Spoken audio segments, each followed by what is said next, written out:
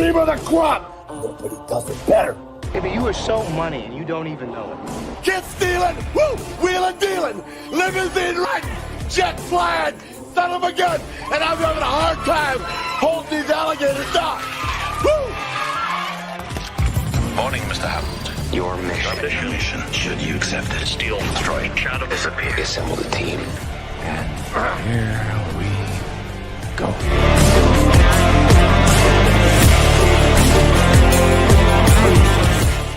Sweeping podcasting completely clean. Oh, yeah. Doing the thing. Yeah. Like nobody ever does before. Yeah. Greetings and salutations. I misunderstood something that my producer passed on to me in the backstage area, but now I understand why. So welcome to FreeWheeling Fridays. This is indeed the last show of 2024. Can you believe that we have already reached the end of another year on this planet? I can't believe it either. But I'm your host, as the thumbnails and the graphics in the intro you just saw presented to you moments ago. I am Ryan of And I Quote Channel. I am your host for FreeWheeling Fridays. It is great to be here. This is only my third show that I've taken over as the new host / producer of this program. And I got to tell you, it's been a great experience thus far, and we cannot wait to see what's going to happen in 2025. But let's talk more about that a little bit later on. If you have any thoughts or questions about anything related to pop culture, we want to hear from you. Don't forget to dive into the comments. Let us know in the chat. If you're watching us live on a replay, thank you so much for doing that. If this is your first time here, welcome. We're happy to have you. And don't forget to like and share this with all of your closest friends. That's the best way I can use to describe this kind of show. It's freewheeling, so we just let the conversation roll on, whether it's pop culture or something within pop culture, or maybe something otherwise. Like, what did you have for dinner tonight? I don't know. I'm still trying to remember what I did yesterday. But please welcome our guest for our final show of 2024. He is an indie dark fantasy writer. He's a good friend of mine from the And I Quote days, as well as here in today's present time. David V. Mammina is joining us. Hello, David, good sir. Welcome back. It's good to see you. How are you? Oh, hey, Ryan. I thought that was a necromancer that brought back the Macho Man Randy Savage. I got scared for a second.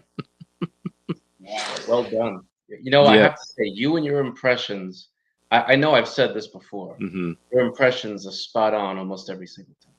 Oh, thanks, man. I appreciate that. Yeah, I've been watching a lot of classic OG, Nature Boy Ric Flair and Macho Man Randy. By the way, the late Macho Man Randy Savage promos. Rest in peace, Macho Man.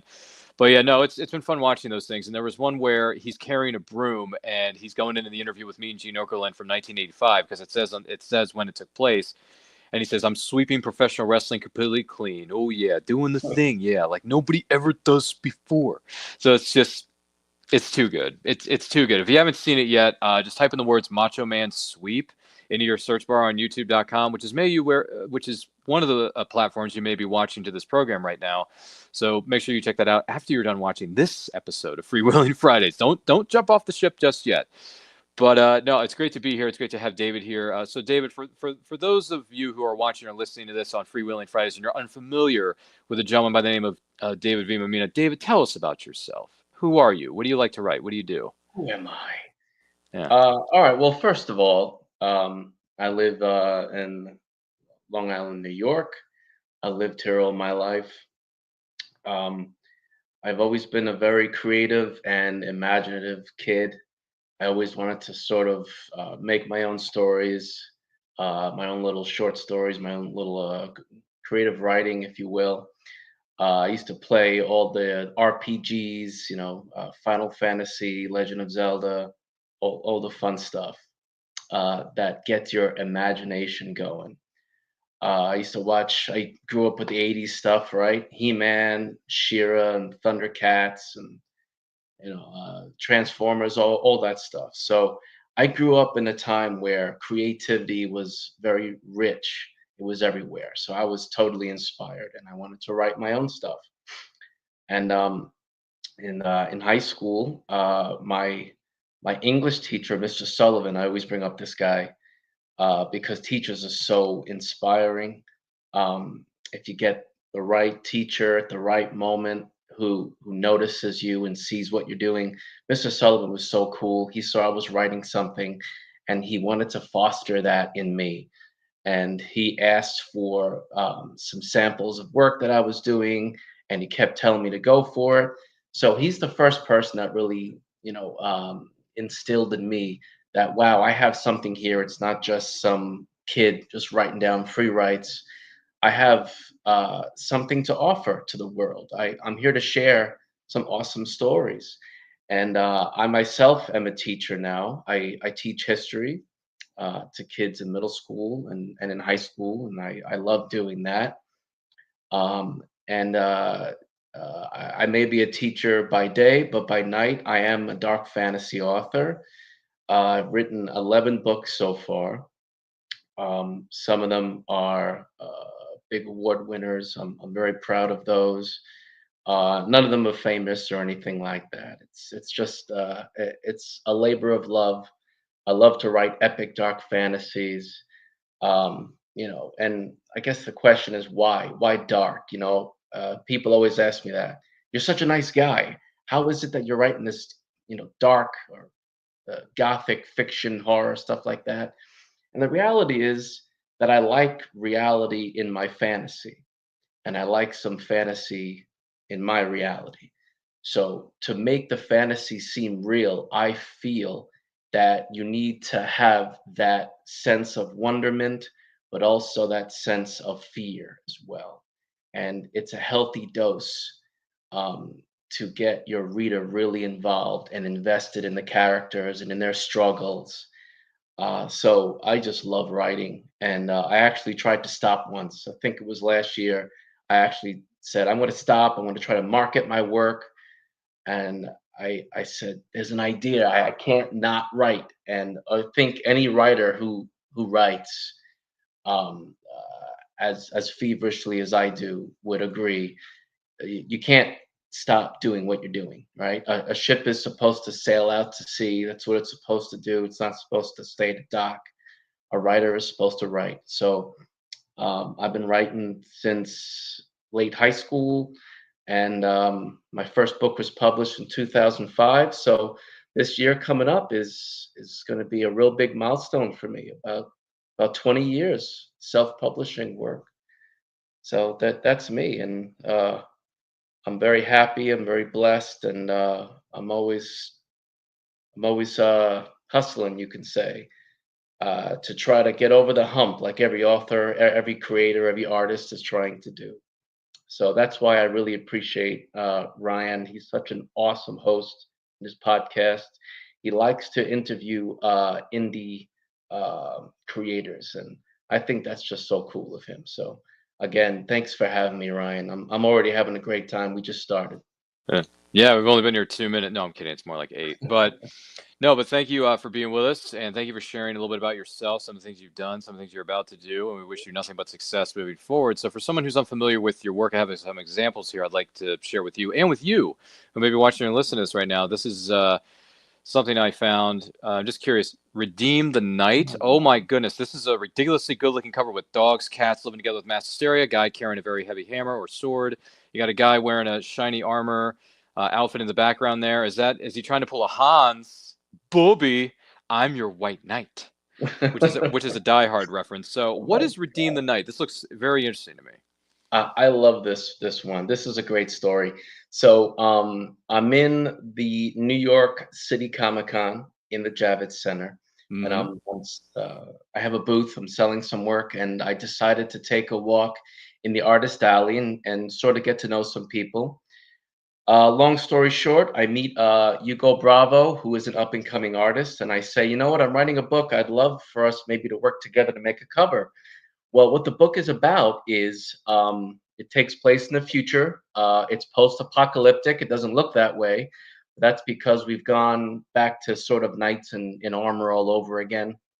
You don't have electricity for long enough, and the world sort of collapses. We sort of start all over again. And this is a holy knight. He's a paladin, essentially. He has the power to heal. The problem is, this is really a story of his redemption. He's committed sins of vengeance against people. As a paladin, you're not supposed to murder, you're not supposed to massacre, you're not supposed to kill people in cold blood. But there was a terrible crime done to his wife and to his son, who he believed were slaughtered in a terrible way. And he decided it's time to give my justice. And it sort of put him in a real dark light. And now this is his journey to sort of find peace, to find redemption for what he's done. And he lives in solitude with that dog right there, Alec. That's his trustworthy companion. And behind him is his mentor. Mason is his name. And this was very small book. This was like about 100 and something pages. It turned out to be a trilogy. It just kept going, and the villain was just so fantastic, and the story just kept expanding. And the third book really was able to encompass what is redemption for someone. And really, you're thinking this man's life. You might think I'd do the same thing if this had happened to me. What's so wrong about it? Well, in his redemption arc, a lot of his past comes back to haunt him, and really he does a lot of good. And I think he's just so relatable, and you want him to succeed so bad. So you're really with him the whole way in all of his struggles, his triumphs. It's definitely one of my favorite books. So yeah, seeing that cover come up was a big surprise. Thank you. I love that one. I actually have an update cover. You want to see it? Yeah, sure. Go ahead, This is a man. cool one.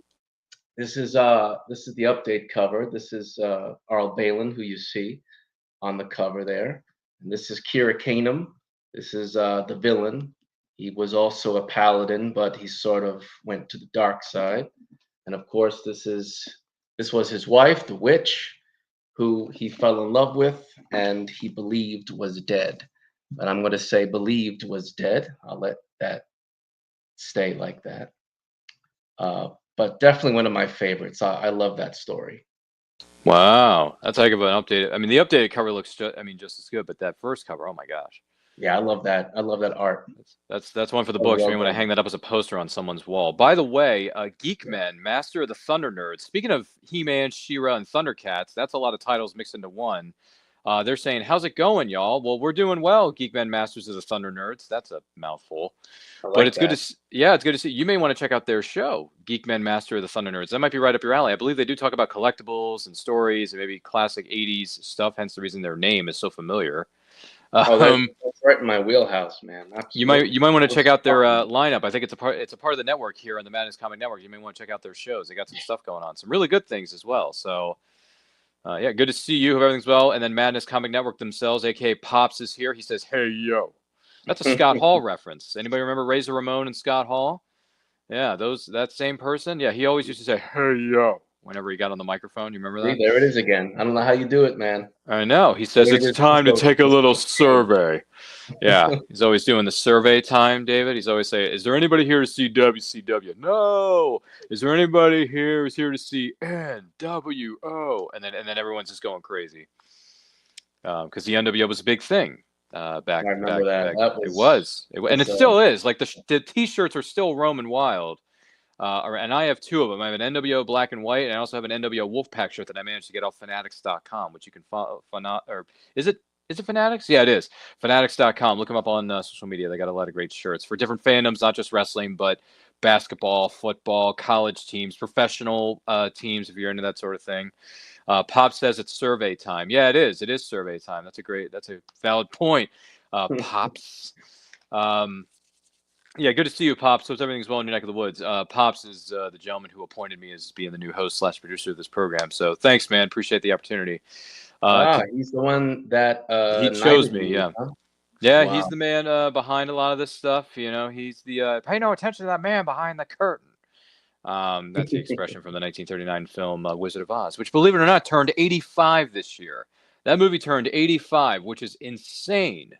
Sure, yeah. Insane. 1939. Nine When did came that out in come out? 39. Yeah, it's been 85 1939. years, David. 85 years since Wizard Sure, of Oz man. graced us with its presence and its revolution with Technicolor. For the time, anyway. I mean, there were films, Sure. there were one or two, couple other films that were using Technicolor during that period, but Wizard of Oz really brought it to the forefront. If I'm not mistaken, if someone else has more facts about that I'm not aware of, please let me know. Geekmen, Masters of the Thunder Nerd says, where can we find that book, David, the Night Book? Where can we find it? Oh, thanks for asking, man. Well, you know what? My last name is Mammina. So if you go to maminabooks.com, Everything is on there. Everything I've ever written. You can click on all the links that will bring you to all versions of the book. So hardcover, paperback, ebook. It's all in there. It'll bring you to my personal site, bring you to Amazon, whatever version you like best. But thanks for asking. Thanks for the interest. I appreciate that. Yeah, that is a great question. Thank you for bringing that up, Geek and Master of the Thunder Nerds. I'm sorry, but every time I read your I love name, that I'm one. always thinking of He-Man. I'm always thinking of He-Man. And by the way, the first show we ever did here on Freewheeling Fridays, David, fun fact for you, is that we were in between one show and the other, so we didn't have an intro for this Freewheeling Fridays iteration of it at the time. So before my friend put the intro together, I was playing the clips of He-Man saying, "I have the power," and I'm like, dude, that's such a great quote. It Such a great is. quote. And It you is. think about that for a kid to say, "I have the power." Yeah. Like, I have it. Now, I have to tell you this, Ryan. Yeah, go ahead. Fridays at Yeah. work, when I Yeah. teach, I host a club, 80s and 90s TV club. And the kids who want to be there know all this. They know Thundercats. They know the 90s Ninja Turtles. They know the Transformers. They know Sailor Moon. They are so hungry for stuff like that from our culture, from our time, right? They want it. They know all about it. They know what episode they want to watch. I mean, I'm assuming it's either because they're watching YouTube, or what I hope is it's because they're watching it with their old man. They're watching it with their mom or their older siblings, and they're just seeing the golden age of so many great shows and movies and stuff. It's so fun. I can't believe that kids today are still into the stuff from the 80s and 90s. I love that. That's a magical thing to be a part of, or pass the torch of our love of fandoms onto the next generation of children out there. By the way, Geekman says that was the whole point, laugh out loud, He-Man and Thundercats combined, of putting our There it name is, of the show exactly. together. So there you go. That's their love of He-Man and Thundercats. Well done, Geekmen guys, folks out there. By the way, here's a question for the panel, because we brought up He-Man a moment ago. There was a comic book storyline that took place between He-Man crossing over with my favorite character of all time, Superman. There was Ooh. it was like a mini series or something like that. If anyone knows more about this, please let me know. Of He-Man crossing over with Superman. And I'm thinking to myself, well, as someone who's a massive Superman fan, and granted, He-Man was a little before my time, but I still respect the character, even though it was not something that I watched, because, like I said, it was before my time. I want to read this Superman meets He-Man storyline, David. I don't know about you, but I want to read this. So if anyone knows where I can find it, if you know if there are any copies of it somewhere laying around, please let me know in the DMs or in the comments below. I'm going to check with my LCS, hopefully this weekend, if the weather's not too sour, and ask them if they have any copies of it, because I really want to read that. So I'm sure Skeletor really hated that team up. yep, He's had enough probably. of He-Man. Now he's got to deal with Superman. The Man of Steel, the last son of Krypton, as he's also known by. There's so many Or nicknames for these Skeletor. I can't characters. get rid of anybody. There's so many nicknames for these characters. It's ridiculous. By the way, for those of you just tuning in, this is, in fact, Freewheeling Fridays on the Madness Comic Network. Thank you for being a part of this. Do not forget to like and share this with all of your closest friends. If you're joining us live or what is known as a replay, thank you for doing that. David V. Mammina, Indie Dark Fantasy Writer, is our guest this week on the final show of 2024. But have no fear, we will be returning next week with new episodes for 2025. I mean, it's right around the corner, practically. So looking forward to it. We got some good plans for Freewheeling Fridays. Got some guests we've got lined up for the next couple of weeks. I'm going to be sharing some information about that with you a little bit later on in this program. And the other thing is, and I quote, the channel that I'm hosting and producing, that's my channel, as you can see behind me with my virtual background, hashtag special effects work well. Visual effects, whatever. We got big plans for that. That's going to be a lot of fun, but we'll talk a little bit more about that later. So let's see. They say, Geekman says it was a good one between Superman and He-Man. I remember it. Well, if you know where I can find copies of it, please let me know, or slide into my DMs if you want to and send it to, or send me the information. Not anything crazy, but you know where I'm going with this. Anyway, going back to David V. Mammina here for just a moment, because I want to share this with you as well.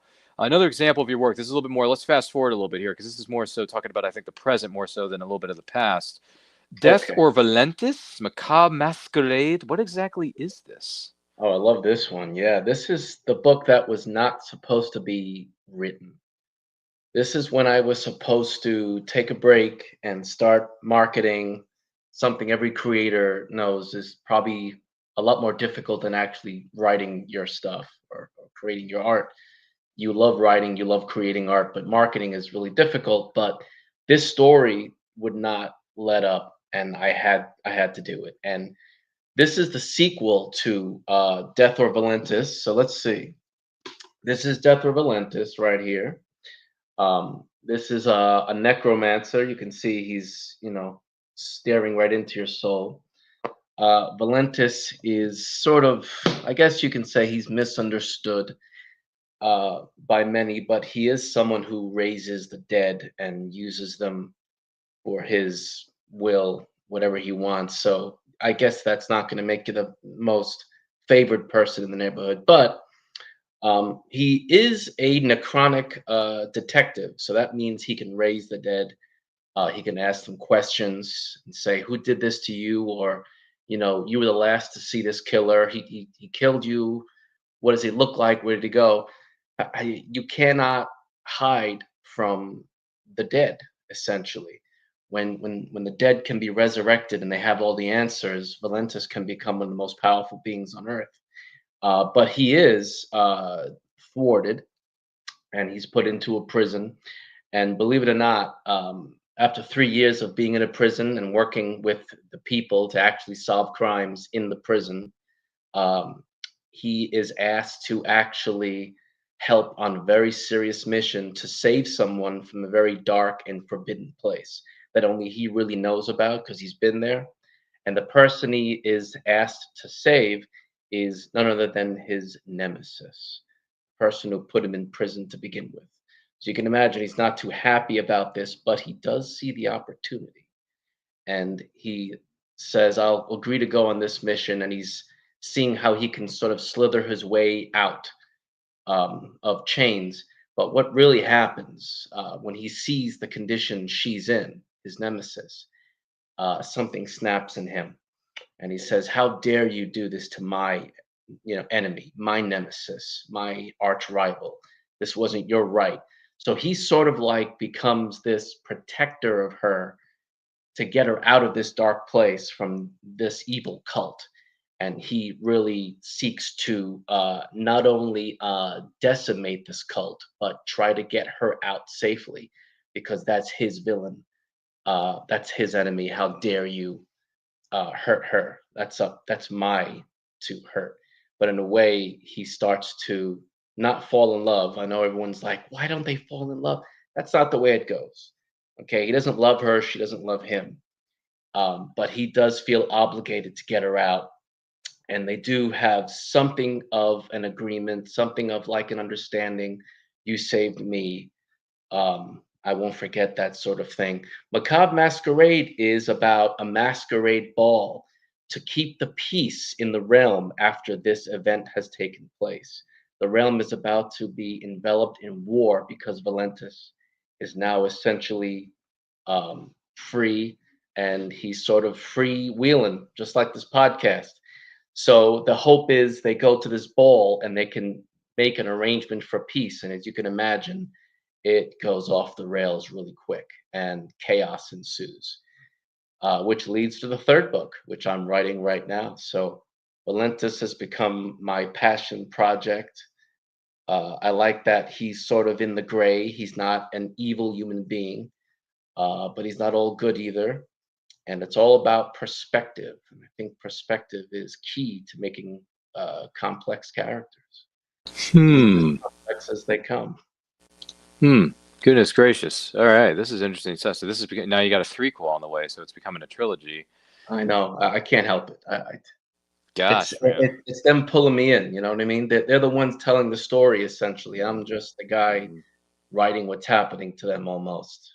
Well, a good friend of ours, Bobby Hood Nash, who was on the last few weeks here on this very program that you're watching right now, which is FreeWheeling Fridays, he said that the characters just come to me during random parts of the day and they tell me what's going on, and I have to write it down, otherwise I'm going to forget. So the characters are really dictating the story. It's the writer who's putting it on paper, and in a lot of people's cases, putting the notes into their phone if they have a notepad on their phone, or if they have a laptop or a computer device, they put it on their computer, because a lot of people write on their computers nowadays anyway. So which makes perfect sense.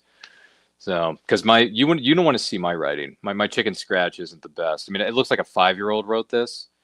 So if I'm going to write a short story, which I've written a short story in the past, I wrote a 3,000 word short story not a couple years ago during NaNoWriMo Remu before it got a little bit controversial. So with the AI thing, by the way, it was a Western, and I actually backed myself into a corner because now it ends on a cliffhanger. So now I got to write a sequel that I didn't intend to write. So it's like, oh gosh darn it.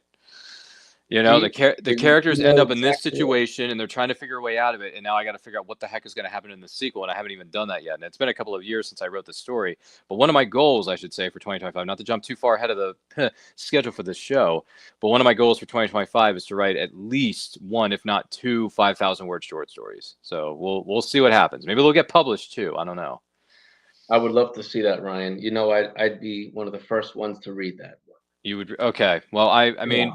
I know I need at some point I need to figure out what my Western sequel is going to be because the one I just wrote, like I said, I backed myself into a corner by having it end on a cliffhanger, which I don't think is kind of fair to the reader.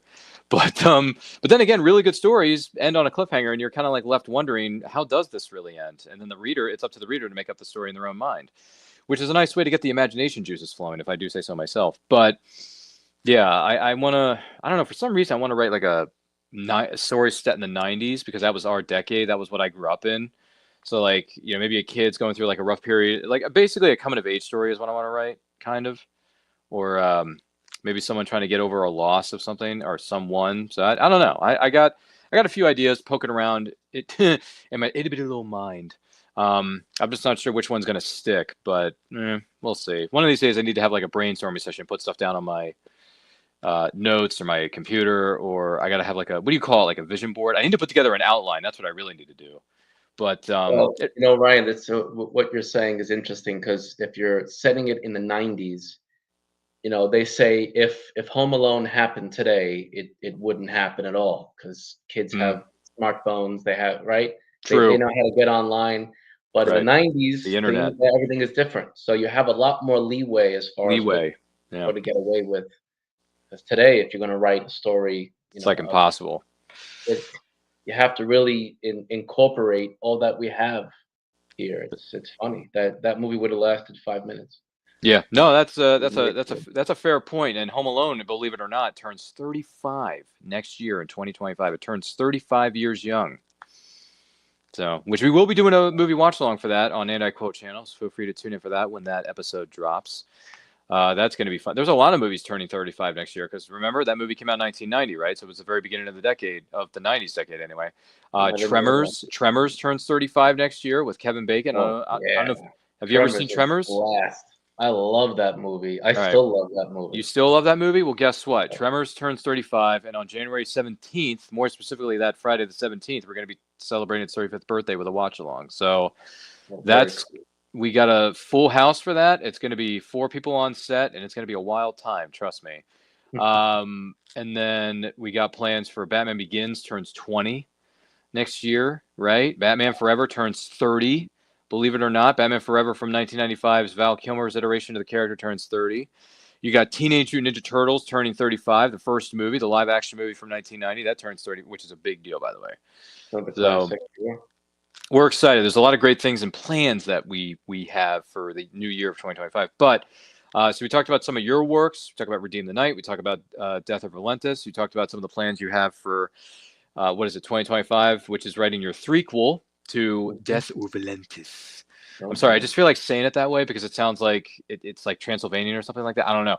Put it on a poster. Have me do the voiceover for the trailer if you ever put one together. I don't know.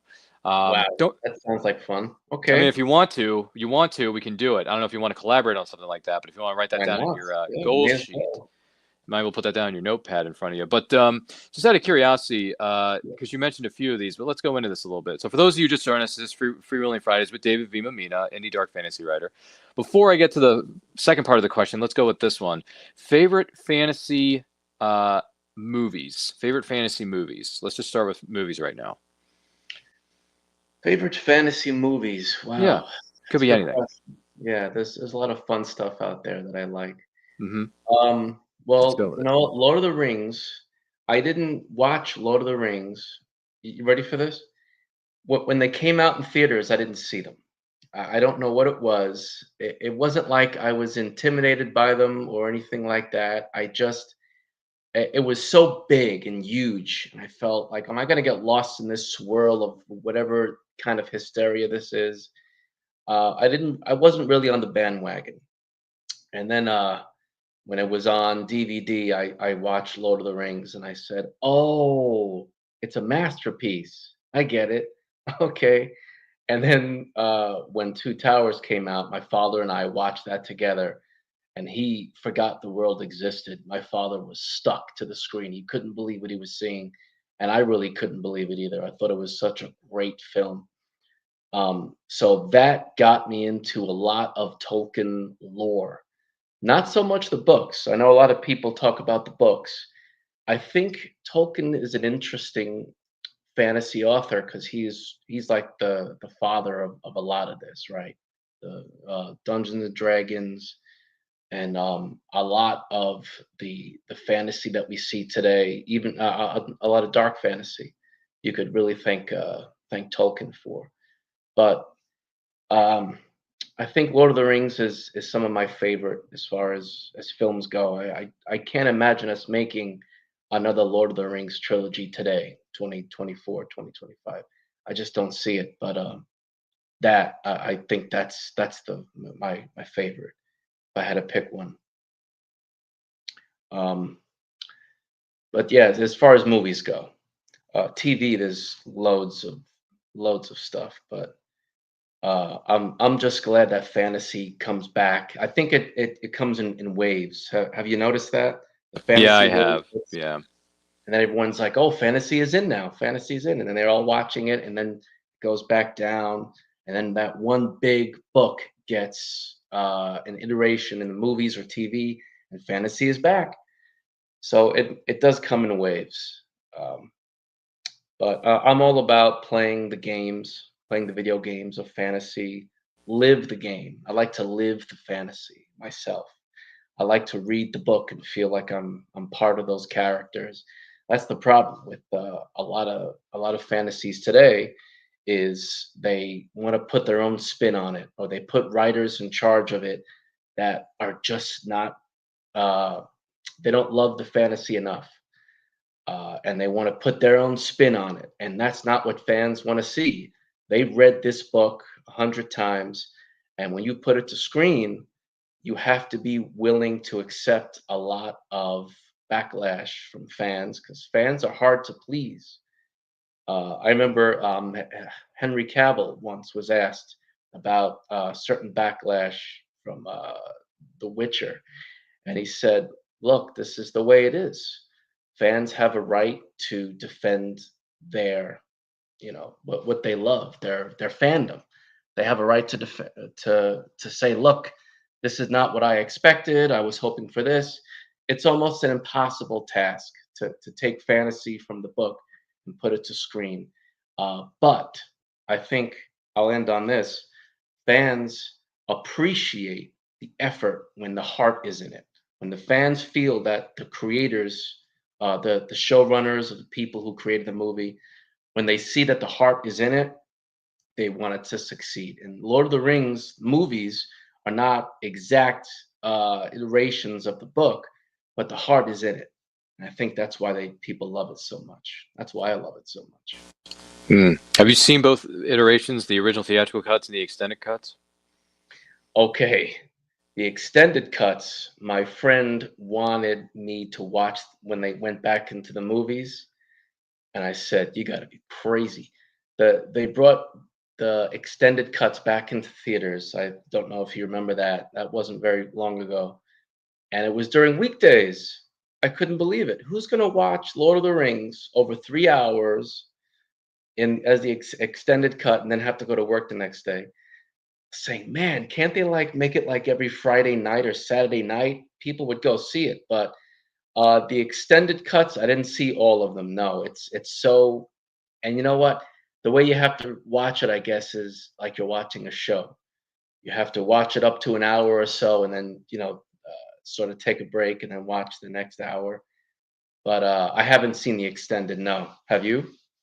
Well, it's funny you mentioned that because I bought my friend told me, it's like, look, you really need to see the extended cuts. They're so good. They add more character Yeah. moments to it. There's more story to it. You get a lot more from it because theatrical cuts, there's only so much you can do. And I mean, even the theatrical cuts are 3 hours long, but the extended cuts are 4 hours or longer.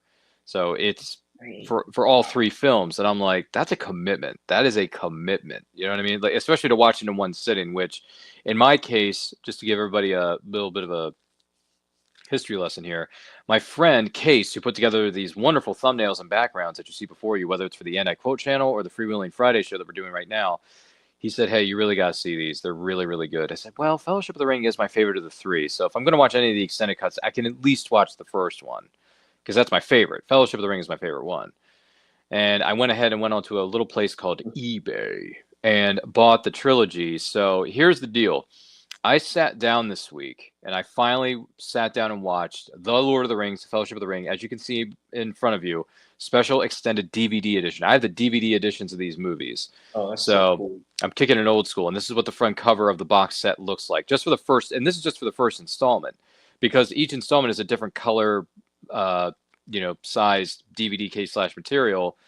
And Fellowship of the Ring is green because I think it's because of the Shire. And I'm assuming it's because of the Shire. But anyway, so I finally sat down. I watched the Fellowship of the Ring extended cut. And I got to tell you, it's really good. It's really good. I actually really enjoyed it.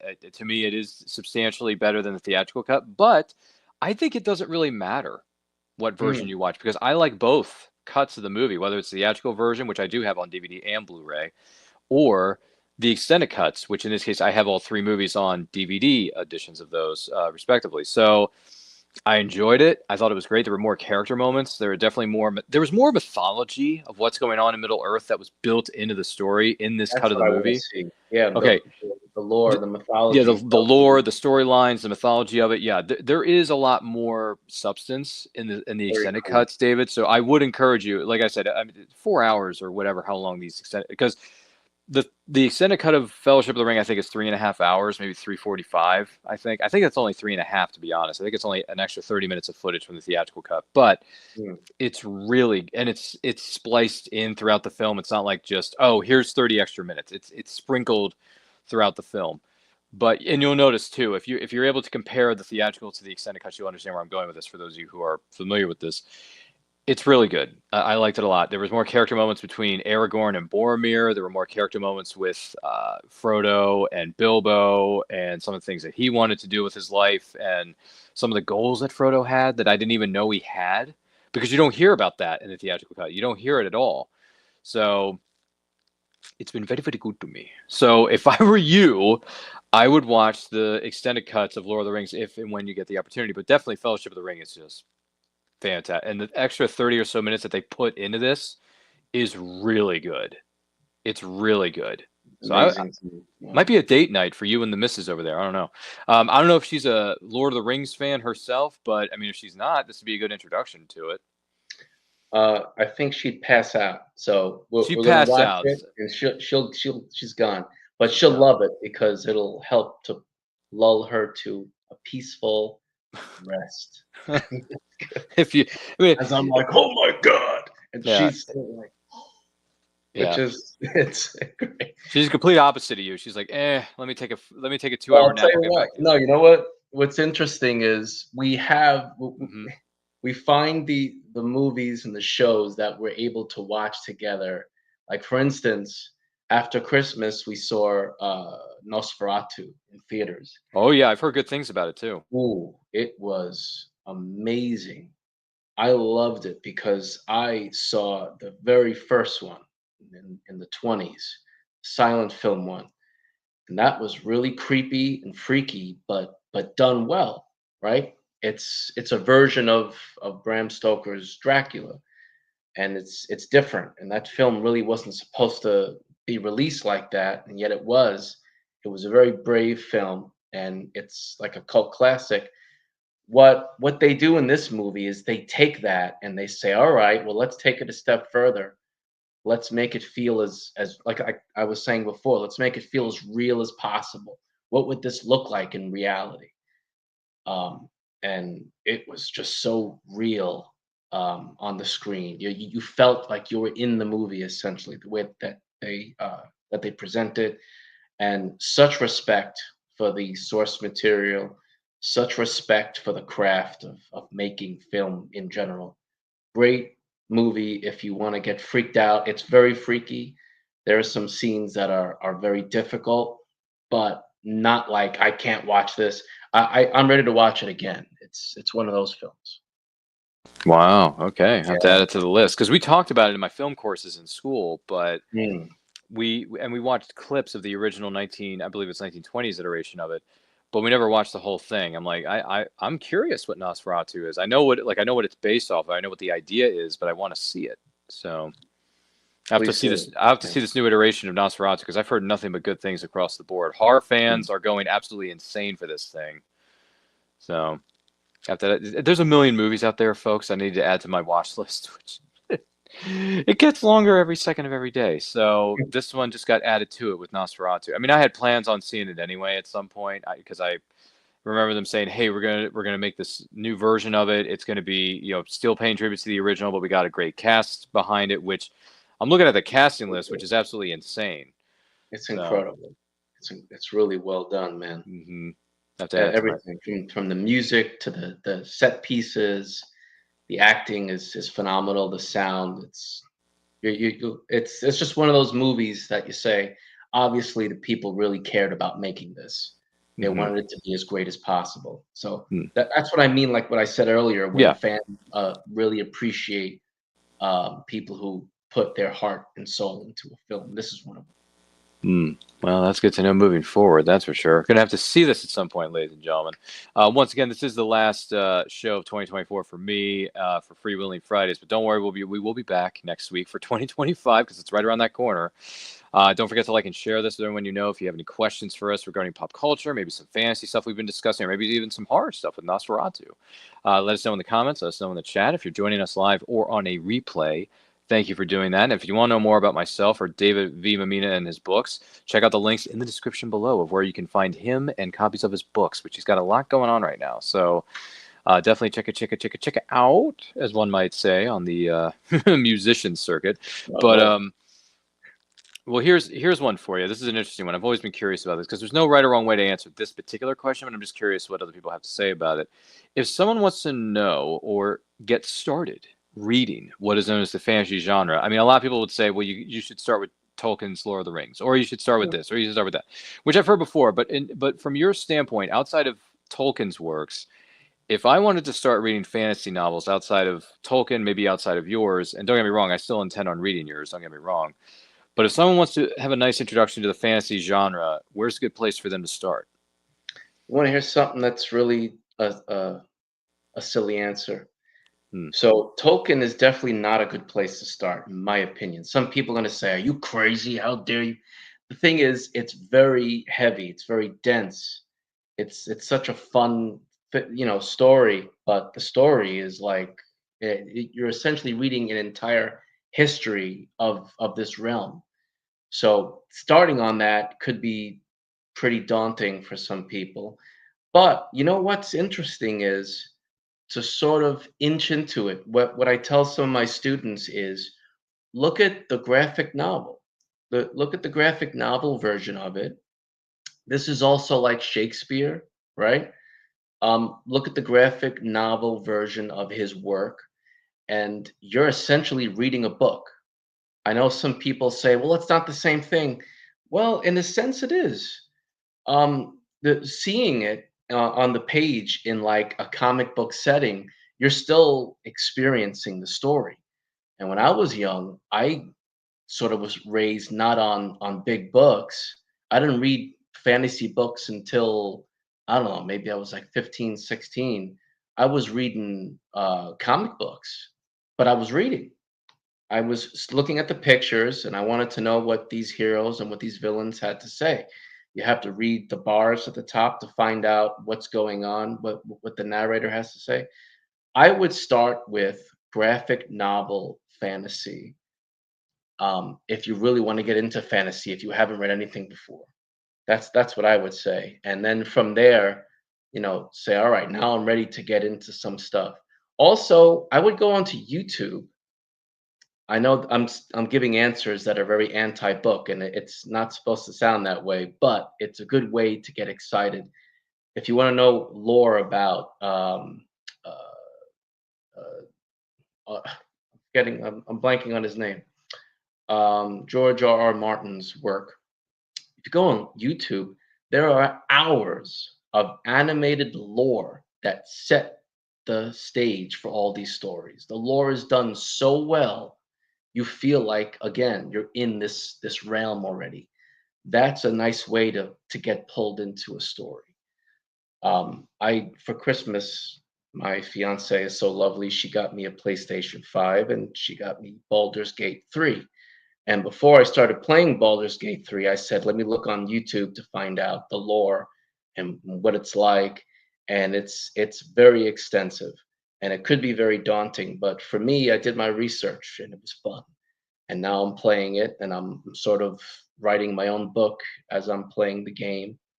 So that's how I would get started if you're not into fantasy so much. But what do you think about that, Ryan? Hmm. No, I think it's a fair answer. There's no right or wrong way to answer this question because we said that earlier. It's like, you could start with YouTube, you can start with your local comic shop, looking at fantasy graphic novel, which Exactly. that's actually not a bad way to start because as a visual learner myself, and for the person who may be watching or listening to this program right now, you may be a visual learner, and that's okay. There's nothing wrong with that. People learn in different ways all the time. It's just part of life. So when I'm reading graphic novels and I'm seeing these beautiful, beautiful images, I mean, the artistry is just incredible. You can ask anybody. Ask anybody. That's one of the best things about comic books is the art, the artwork. Because when I look at a cover, like I don't know when the last time you walked into your LCS local comic shop. By the way, when you get a chance, for those of you watching and listening, please support your local comic shops, small businesses out there. Support those individuals. They do a great job out there. I just want to point that out. But the other thing is, when I go into a comic store and I'm looking at all these comics, one of the best things in the world is just looking at the covers because they're sick, man.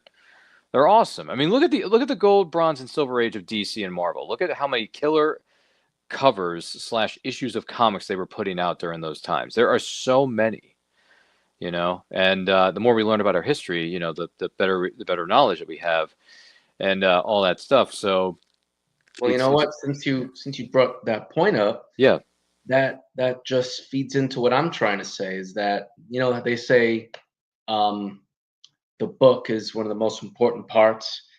No, the cover. A lot of people judge the book by its cover, right? But the thing that's interesting is, which they don't really uh, expand on, is that yeah, the cover is art, and then when you're reading the book, you have to now use your imagination.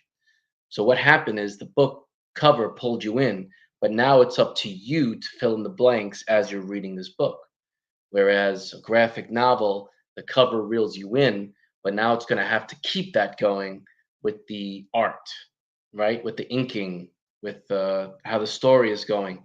So, in a way, what you're saying is right. As far as a graphic novel goes, the cover goes all the way to the very end of the book because that art, you're going to use your imagination, but you're also watching it happen. In a book, the cover is one thing, but now you're using your imagination, like I said, to sort of fill in the gaps that the author has provided. I mean, in a way, the author wrote the book, but now when you buy the book, this is how I see it. The author is inviting you to edit that story in your mind now. He or she is giving you ownership over their book. So you can say, all right, this is what he looks like, but now I'll fill in the blanks as to what he sounds like and what this realm looks like. So I personally think when you read a book, your imagination is in full throttle. And if it's a good book and you're up to the third chapter and you can't put it down, I think it just improves your imagination going forward. This is why we pay David V. Mammina the non-existent big bucks on this program. That's it. That's But David for president. No, I'm just saying. No, but I appreciate you saying that, bro. It makes a whole lot of sense. And yeah, that's what I love about books, and that's what I love about comics is the covers are so good, and then when you read the story about what's inside of it, it makes it even all the. It's just too sweet, as they say in the NWO days. So it's good stuff, man. It's good stuff. One of these days, whenever you're down my neck of the woods or I'm up there, we need to go to a comic book store and just go shopping or something. Need to I'd hang love out, that. do like a I'd love to do that. do like a vlog or something on Instagram, or do an Instagram live, with between me and you, and be like, hey, this is us at this store at so and so location on so and so Boulevard. You know, doing Yeah, some we have to remotes. get back to local comic shops. I totally agree with that. We don't Yeah, want the art to be lost in it. hmm We want it hmm to Yeah, stay strong. we should do a remote, or whenever the next time you and I are at a convention together. That would be nice. Oh yeah. That would be a blast, for sure. So we've my gosh, so much about fantasy. It's beyond me. If someone's going to put one of your books and adapt it into a movie or a TV series, who's going to be playing those characters? Any ideas of who you would cast potentially? Oh no, no, not at all. I never thought what they would look like in live action. Uh, I'll tell you, it always brought a little fear to me because I always think, who is going to have the burden of taking these characters and putting them on screen like that. I always thought they would look cool in sort of like an animated realm. So, like for instance, Castlevania, I think on Netflix, that was one of the most like chef's kiss moments of storytelling, voice acting, sound, and animation. Right? It all came together, and Castlevania animation and voice acting, that would be my dream. So I want to give credit to animators, and I want to give it to voice actors to bring my characters alive. I don't think enough voice actors get credit for how good they are at bringing these characters to life. So that would be my hope. I like that kind of Hmm. Well, anything is possible in the new year of 2025. stuff. I'm just saying, brother. I'm just That's saying, a leap. We'll see. it is. Crazier things have happened, for sure. Do you? That's No, I completely get it, man. I completely get it. Trying to think here. Do you have any? Well, let me ask you this: What were some? What you kind of mentioned Death of Relentless becoming a series instead of just a one-off. So clearly, that's one of your top 10 highlights of 2024. Any other oh yeah. highlights for you in the writing circles, or maybe outside of your writing circles, that you really would consider in your top 10 highlights of 2024 that stand out to you?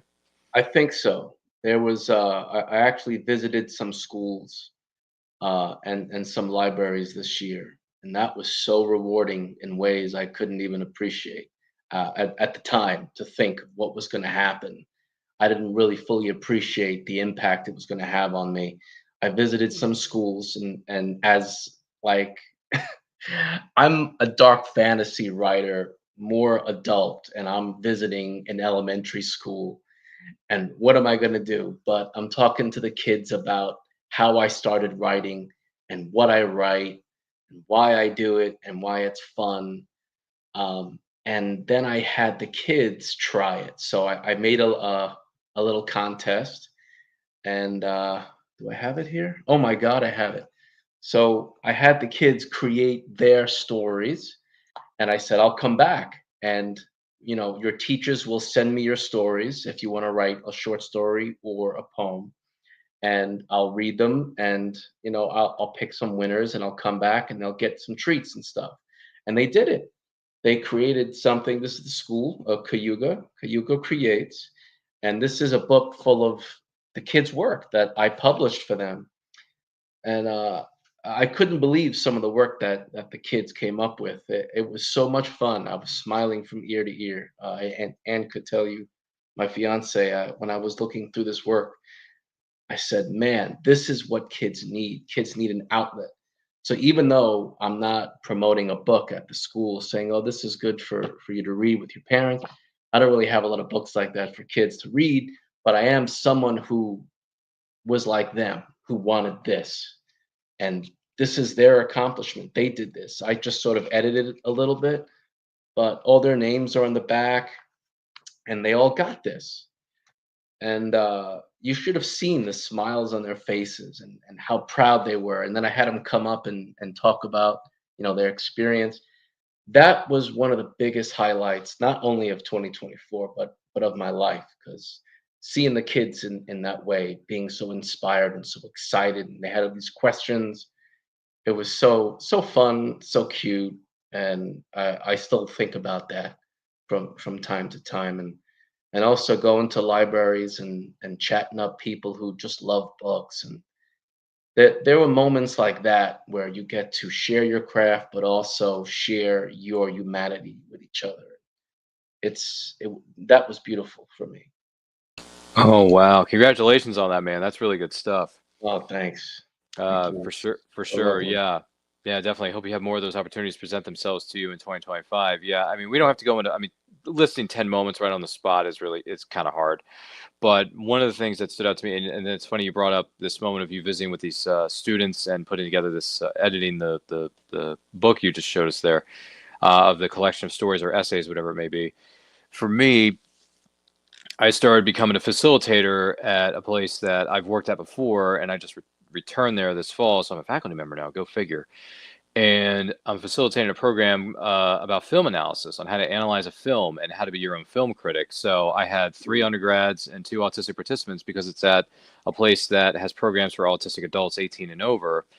And I'm autistic myself, so I know, I'm kind of playing both sides. Like I know what it's like to be different by being autistic, but I also know what it's um, like to take your passions and channel them into something positive. So becoming a facilitator slash teacher, because I come from a line of teachers in my family, that was my first semester ever doing that. I've never thought in a million years I'd be able to do it. So I did it, and even though I only had 5 people altogether in my class at one time, because like I said, it's the first time we're doing this, it's the first time for the program.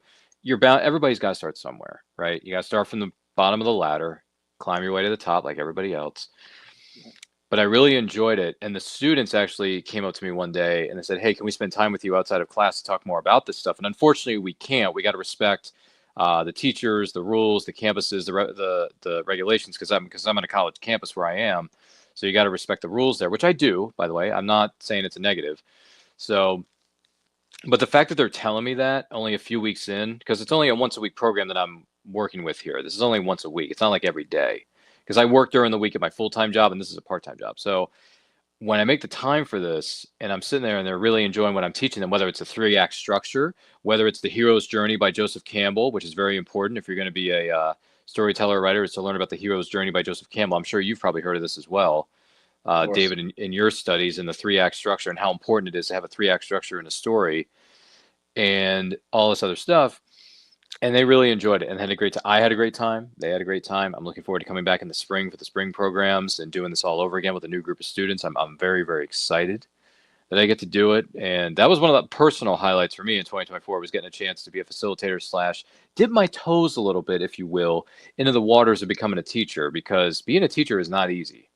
And working with whoever you're working with as far as your students go can be challenging at times. But for me, it was a great time. To me, it was more or less it was a breeze because everyone was so responsive, so respectful, so kind, so nice, and they loved what we were doing.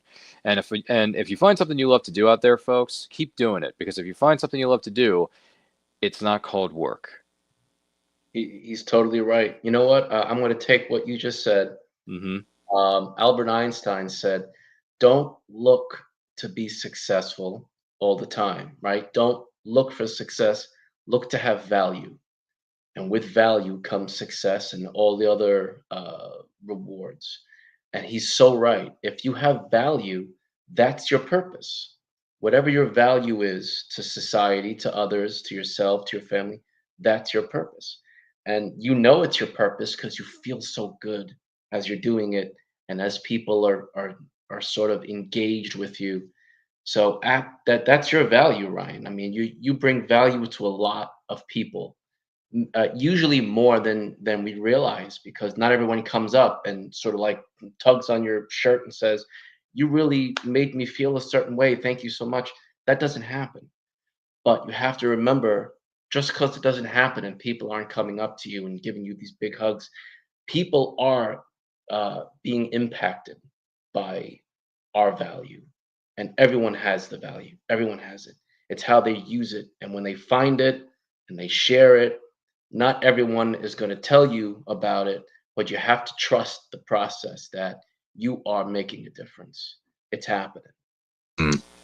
I think that's great, Ryan. That's such a fantastic story. So Yeah, looking forward to coming back in the spring. Looking forward to working with a new group of students and participants who just maybe on the autism spectrum, which isn't a bad thing because I'm autistic myself. It's not a bad thing, and I tend to look at my autism as a gift, not a curse. So, but everybody's different, and I respect that. So, depends on how you look at it. But if you know of any programs or something you may think an autistic individual might be into, specifically a fantasy story or a fantasy book or whatever, let us know in the comments down below, because as we learned so many years ago between David, myself, and many others out there, all we got to do is take a look. It's in a book. Isn't that right? It's all we got to do. See what I did there? Little Flashback Friday reference for you. Yeah. So, I love it. yeah, well, that's all we got to do, man. Is take a look. It's in a book. It's that simple. Pick up a book at your library. Pick up a book at a flea market, right? Don't they have flea markets around here? Like pick something up at a store or a bookstore or whatever. Even a mom and pop bookstore. Pick it up. Just look at it. Read it for some reason. Just throwing that out there. Not to try and sound like a walking, talking PSA for reading and education, but reading is fun. So it has to be. I agree. yeah, well, if reading is fun, you should keep doing it. I mean, I don't know. I got a bunch of books behind me here that I'm in the process of reading. I know it's pretty bad. My TBR list here, David, is like 6 miles long. It's horrible. Yeah, me too. It's pretty nasty. It's pretty bad. If you look at my set right now, or should I say my bookshelf that's behind me on set, it's got a lot of books on it and different genres too, not just one. So you know what I'm reading right now? I'm late to the party, but I'm reading what is Thrawn. this? Thrawn. Oh, you read by Timothy Zahn? Oh yeah. Late to the party. And I love it. I'm in the first one. I'm in the middle of it now. Is it what's the title of it? Is it Thrawn or is it Heir to the Empire? It's Thrawn. Oh, it's Thrawn. Okay, so it's the newish one. Okay, gotcha. Yeah. Because Heir to the Empire was the original. Yes, that was the one, and that was with Skywalker and his wife or his kid. That was great too. I actually saw that on YouTube. What that was about. Oh, okay. I have the book series right behind me. I mean, you can't see it because of our virtual background on the set, but I got the trilogy of Heir to the Empire, Dark Force Rising, and The Last Command, which is the Heir to the Empire trilogy. Originally, it is written by Timothy Zahn, which, by the way, for those of you in the Washington, D.C. area in the month of April of 2025, he will be making an appearance at AwesomeCon in 2025 in Washington, D.C. So if you're in the area or if you're nearby, please come down and see us. Myself and a few of my friends and I are going to be attending that event. I'm not sure if we're going all 3 days or I think we're just going to go on that Sunday. But we're planning on doing it. It's April 4th through the 6th of 2025. You can go to awesome-con.com for more information. Buy your tickets. Timothy Zahn is going to be present and accounted for at the event, so I'm looking forward to having him sign a bunch of my books, David. And then also the co-creator of TMNT himself, Kevin Eastman, is going to be in the building. Wow. So obviously you can tell how excited I am to meet the co-creator of TMNT, one of my favorite teams of all time. I mean, that's someone that I'd love to sort of pick his brain on that. Oh, Kevin Eastman? Oh yeah.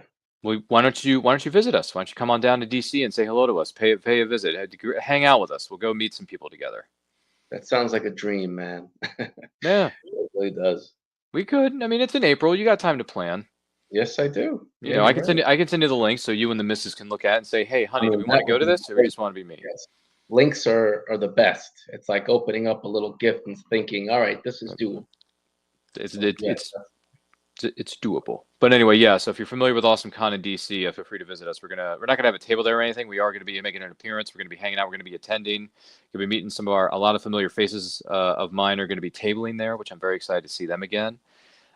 Timothy Zahn's gonna be there. Kevin Eastman's gonna be the cast of the original 1990s movie TMNT are gonna be in the building. The original cast of the Goonies is celebrating its 45th anniversary. They're gonna have a 45th anniversary reunion. Or 40th anniversary, actually, 40th anniversary reunion of the Goonies. So that's a big deal. So yeah, I don't know about you, D, but you may want to pack your bags, you and the missus, and come on down and see us because that's going to be one lit party. You're certainly convincing me of that. I mean, it's got TMNT, man. TMNT is going to be in the building all weekend, and I got to meet that cast. So, I mean, it's my favorite. It's one of my favorite movies of all time. It's in my top.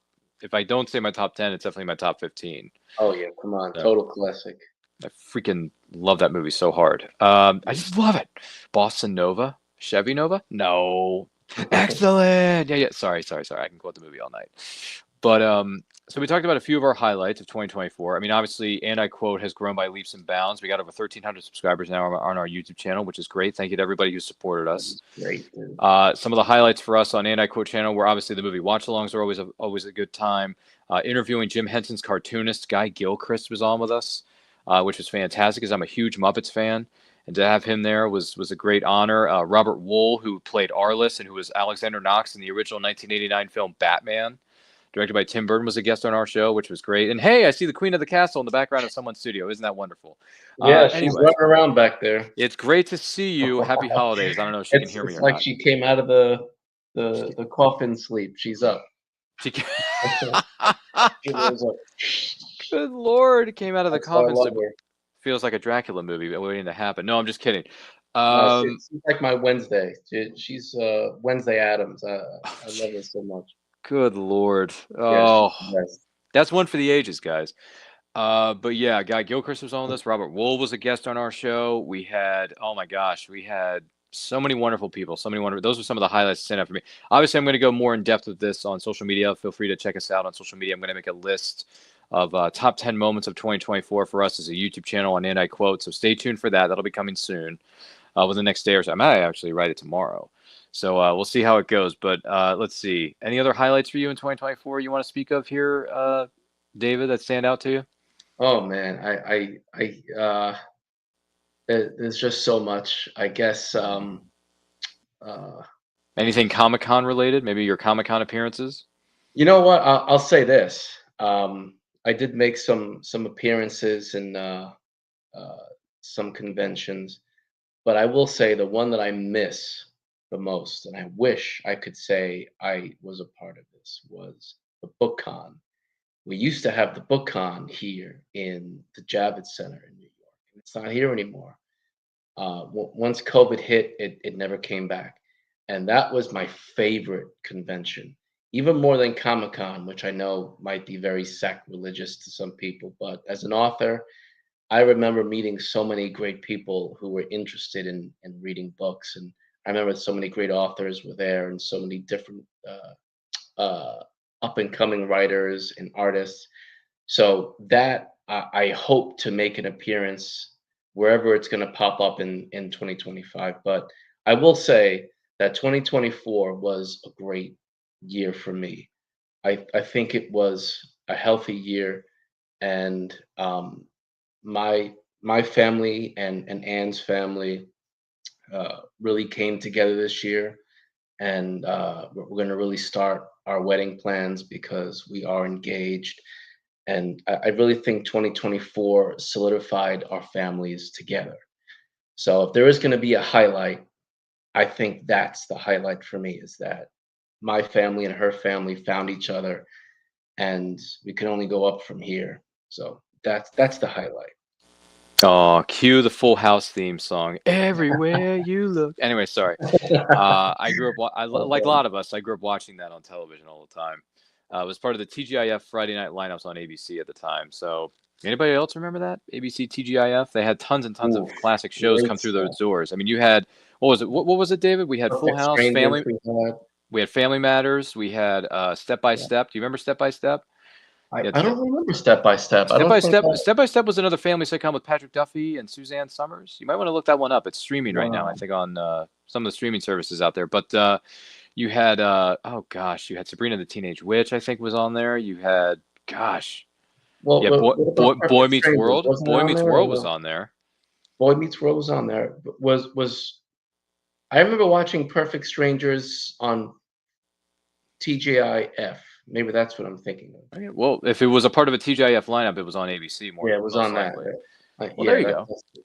That's another one. So there's lots of classic shows out there, and they're streaming too, which you can find on your friendly neighborhood streaming service. So I know Full House is on. Principal Air was big too. That's another one. That was another one. Yeah.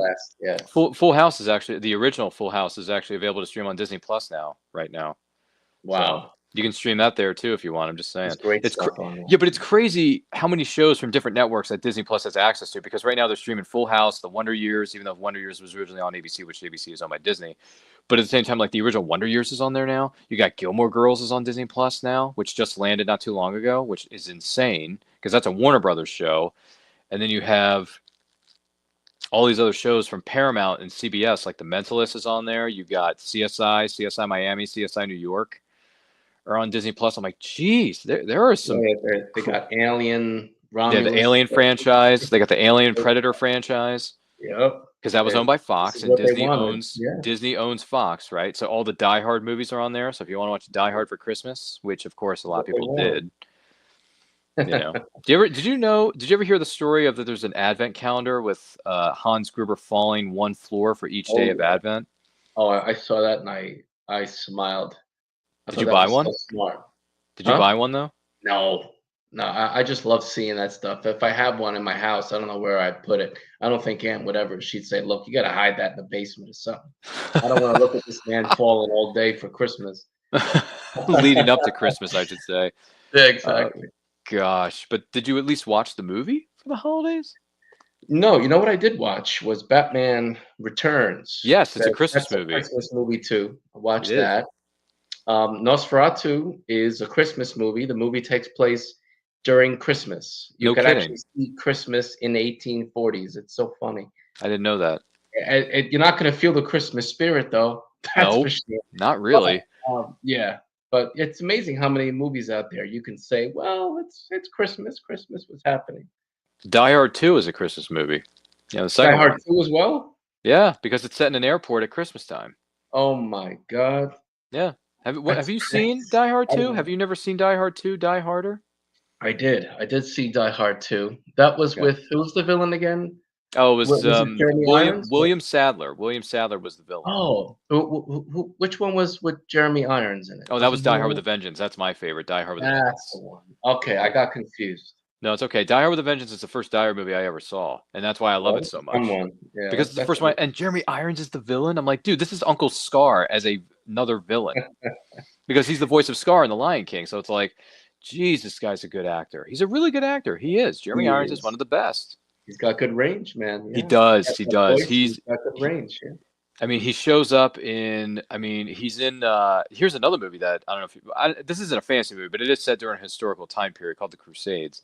Kingdom of Heaven is a really. Heaven. That is Yeah. a really good period piece. It's a really good historical. What do you call it? Historical epic movie. Yeah. If you've never, that's if you've why, never seen, by the way, there's two iterations of Kingdom of Heaven. There's the theatrical cut, and then there's the extended director's cut. Which, by the way, the extended director's cut is 3 hours long, but it's freaking awesome. It is. That I will attest to, and the history Oh my of gosh! that is, if you want to know more about King Baldwin, Yeah, the other guy. he is unbelievable. His whole life, and Mhm. he's only lived into his 20s, and just awesome movie, awesome history. Yeah, it's a good movie. It's a good movie. If you've ever seen A Kingdom of Heaven, it came out in the middle part of it was the middle part of the 2000s with Orlando Bloom and young up and coming at the time, Eva Green was in it. Eva Green was in it. Yeah, playing the love She's, interest. like, gorgeous. She's gorgeous, and she's Still a great is. actress. Yeah, she still is. 20 years later, because remember she was in the James Bond movie Casino Royale in 2006, which, by the way, that movie turns 20 in another year or so. I know. You're right. Yeah, she was in that movie. She was the Bond girl in 2006's Casino Royale with Daniel that was Craig, a which was Daniel huge- Craig's first movie as James Bond. Yeah. Yeah, Fun she's fact. awesome. Well, she's beautiful. And she still is to this day, by the way, if in case anyone's wondering. Feel free to look up pictures of Eva Green. I mean, my goodness gracious. But that could be another conversation for another show.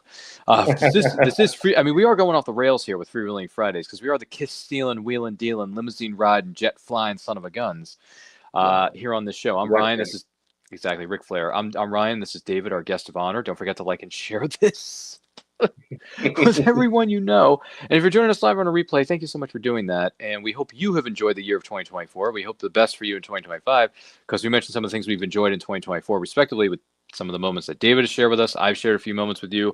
I'll make a more of a comprehensive list of this sometime this weekend, I think.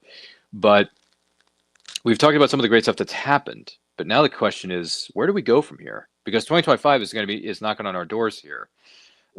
Maybe Ann's trying to barge in on this conversation. I don't know why. It's knocking on the door. Anyway, sorry, I'm kidding, Ann. I'm kidding. We love you. Just out of curiosity, what are you looking forward to in 2025?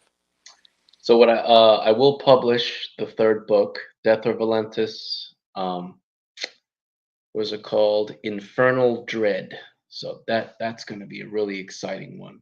That'll sort of finish the arc of Valentis. And also, what I'm thinking of doing is Angels of Resistance, my big baby. This is my first book, right? Epic. It's 2-part epic dark fantasy. I love this one.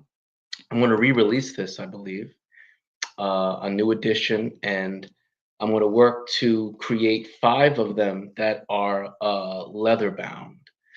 That's going to be really, really cool. So 5 people in the world somewhere are going to have leather-bound editions of the Angels of Resistance, the epic dark fantasy that got me all started.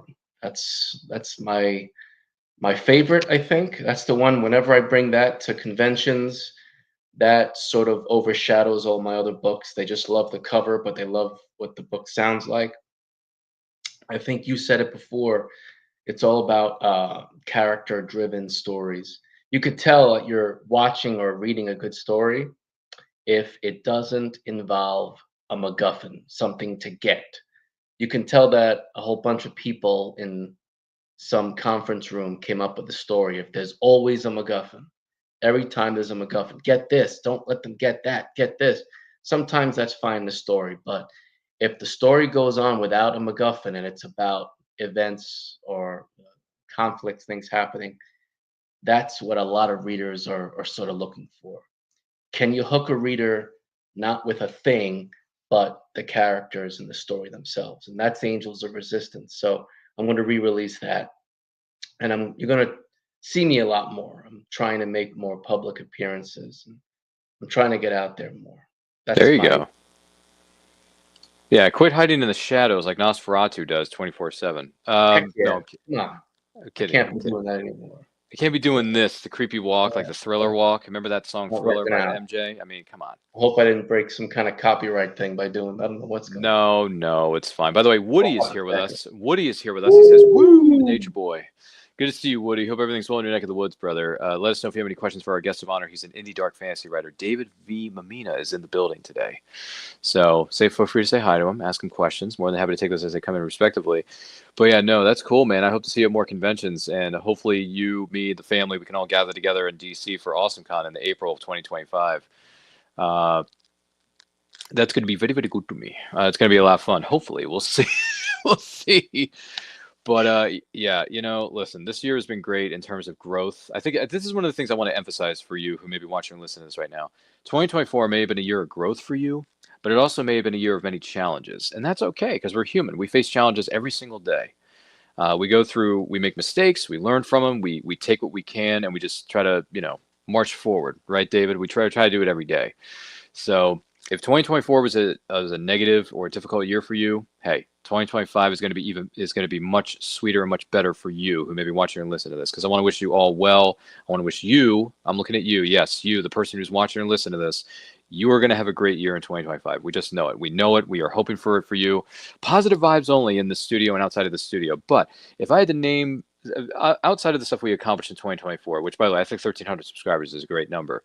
But for 2025, one of the goals that we discussed earlier, and David and I were talking about this too, I want to write 2 5,000-word short stories. That's something I want to do. Maybe even get them published. I don't know yet. I got to figure out how that's going to work, because I know there's a lot of red tapes or some channels you would have to go through to get something published, and I understand that, but we'll wait and see what happens. One step at a time. Let's not put the cart before the horse. But that's one thing, right? So the second thing is I want to potentially moderate some more panels at conventions at some point. I think that's another thing, because someone was helping me put together a press kit earlier in the year, and I'm hoping that would come to fruition in 2025 for me, is to moderate some panels at conventions, because being with Hollywood's biggest talent, or maybe just being a moderator for a panel full of writers, I think it'd be nice and educational. I think that would. I mean, I think that would work, right? I mean, Dave, who knows, David? Maybe David and I could be on a panel together in the Javits Center and sell out the Javits Center in New York. So It's a miracle. that would I be want to nice, right? I mean, that would be nice. We were all hanging out It'd be together on the awesome. floor. Yeah, we'd be hanging out together in the panel rooms, right, or the convention floor. Yeah. So that's something Yeah, you have to have a dream, man. You have to have long-term goals. You got to Mhm. fight for something. So Right. You got to go big or go home, as one might say. But yeah, and the other thing is one of the things I'm looking forward to in 2025 is just continuing to do what I do best, and that is electrify, is entertain. I want to entertain, maybe educate someone who may not be familiar with a certain character or a property or something, maybe a subject matter they're not overly familiar with. That's what I hope for in 2025. But hey, if you have any goals for yourself in 2025, let us know in the comments, let us know in the chat, whether it's for your writing, whether it's for your marketing or promoting, or maybe even networking, because networking is very important, whatever industry that you're in. So feel free to share that with us. I mean, I know there's a lot of great movies supposed to come out in 2025. I mean, you got the final Mission Impossible movie is going to drop. wow, The Final great. Reckoning, as it's called, Mission Impossible: The Final Reckoning, that's going to drop, right? And then you also have Captain America: Brave New World, which looks insanely good. Was that In in February I forgot? I forget the exact date, but it is coming out very soon in 2025, and that's going to be the fourth, film in the Captain America. Which, by the way, that first trailer for Captain America: Brave New World with Sam Wilson taking over the mantle as Captain America, and you got Harrison Ford as the president. I mean, again, because this is his second term as president. The first time he was president was in a little indie film called Air Force One, which is one of the best action movies ever made. If you've never seen it before, please do Well yourself done a favor. movie. Oh yeah.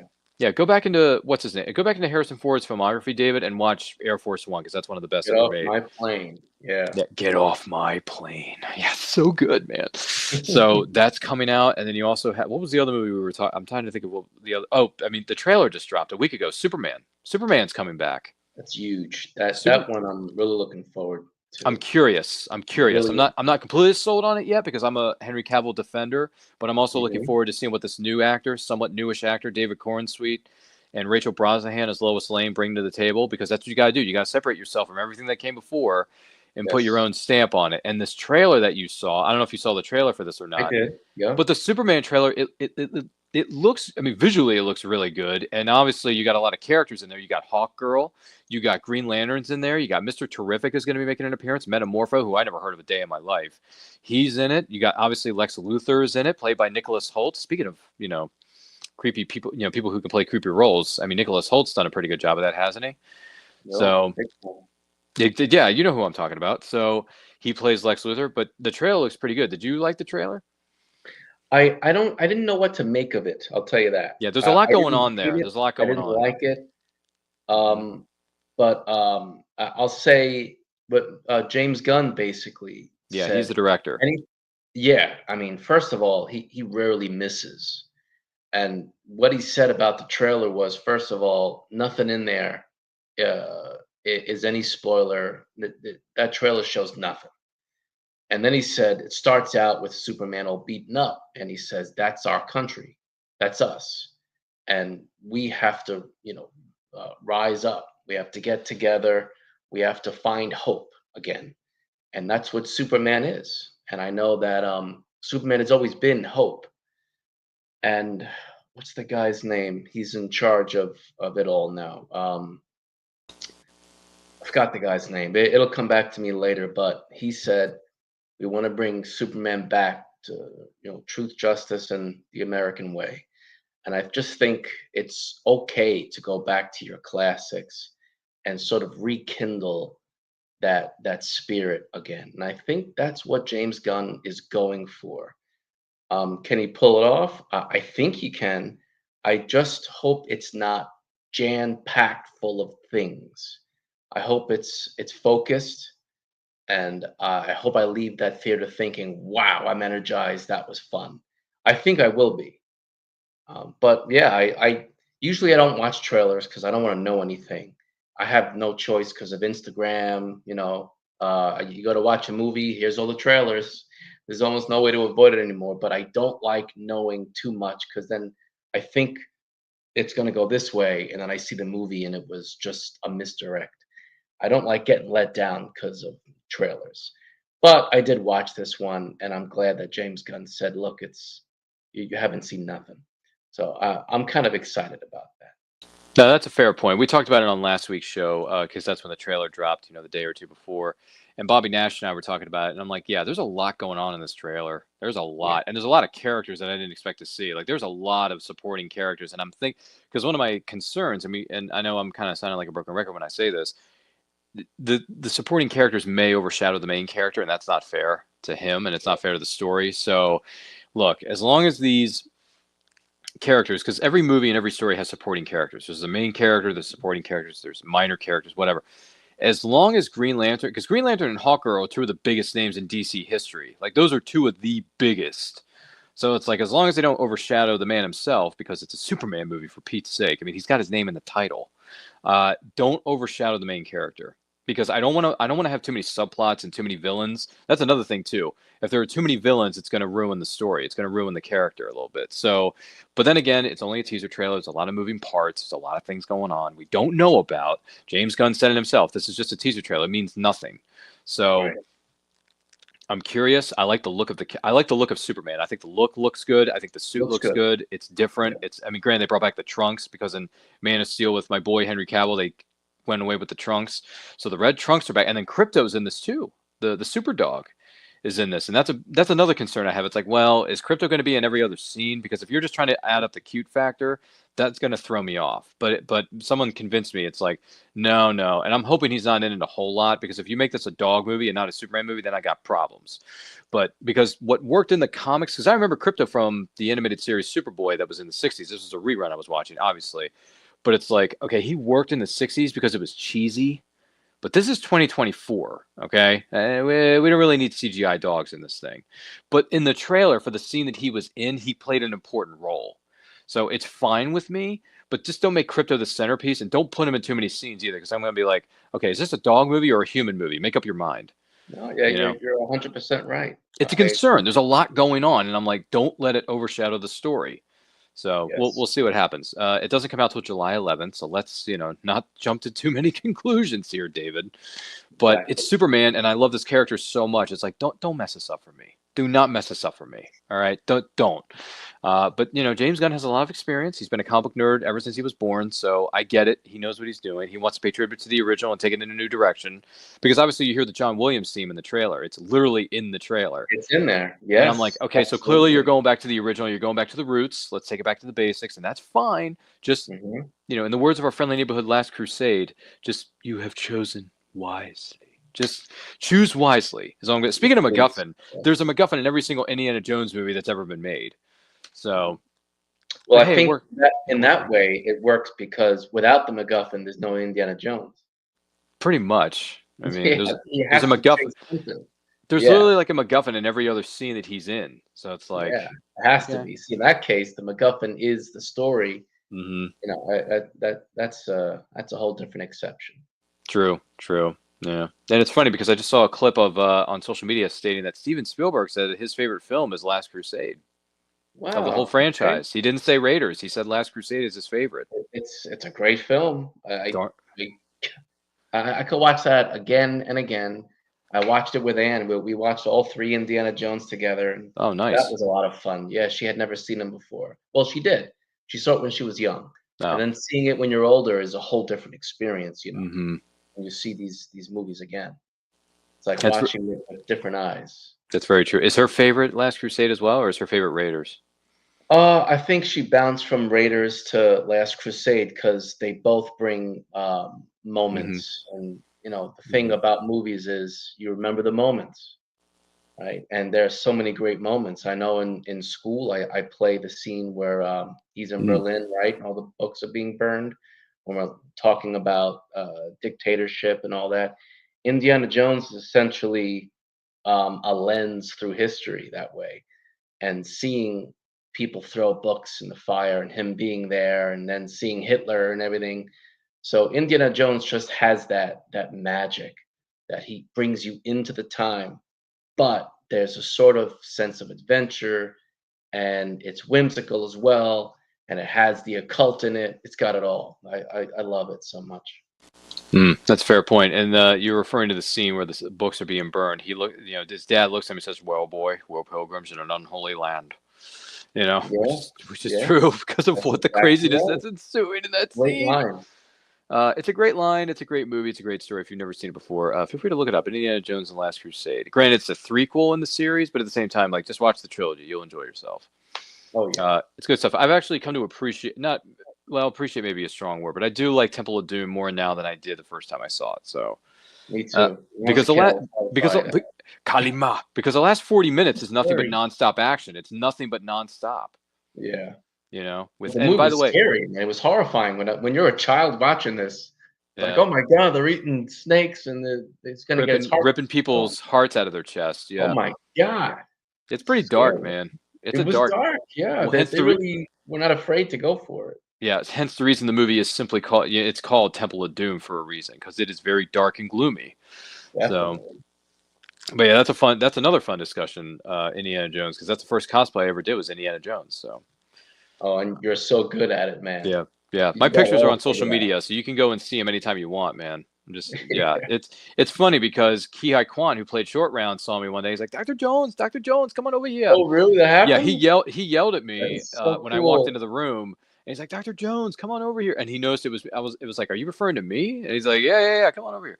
So I went over to him. I said, "Yeah, this is my debut. This is the first time I'm wearing this outfit." He's like, "Oh, you look so good. Oh my god, like you look like Dr. Jones. It looks fantastic." So he even Short Round looked at me and he said, "This is a really good outfit. You look really good in this."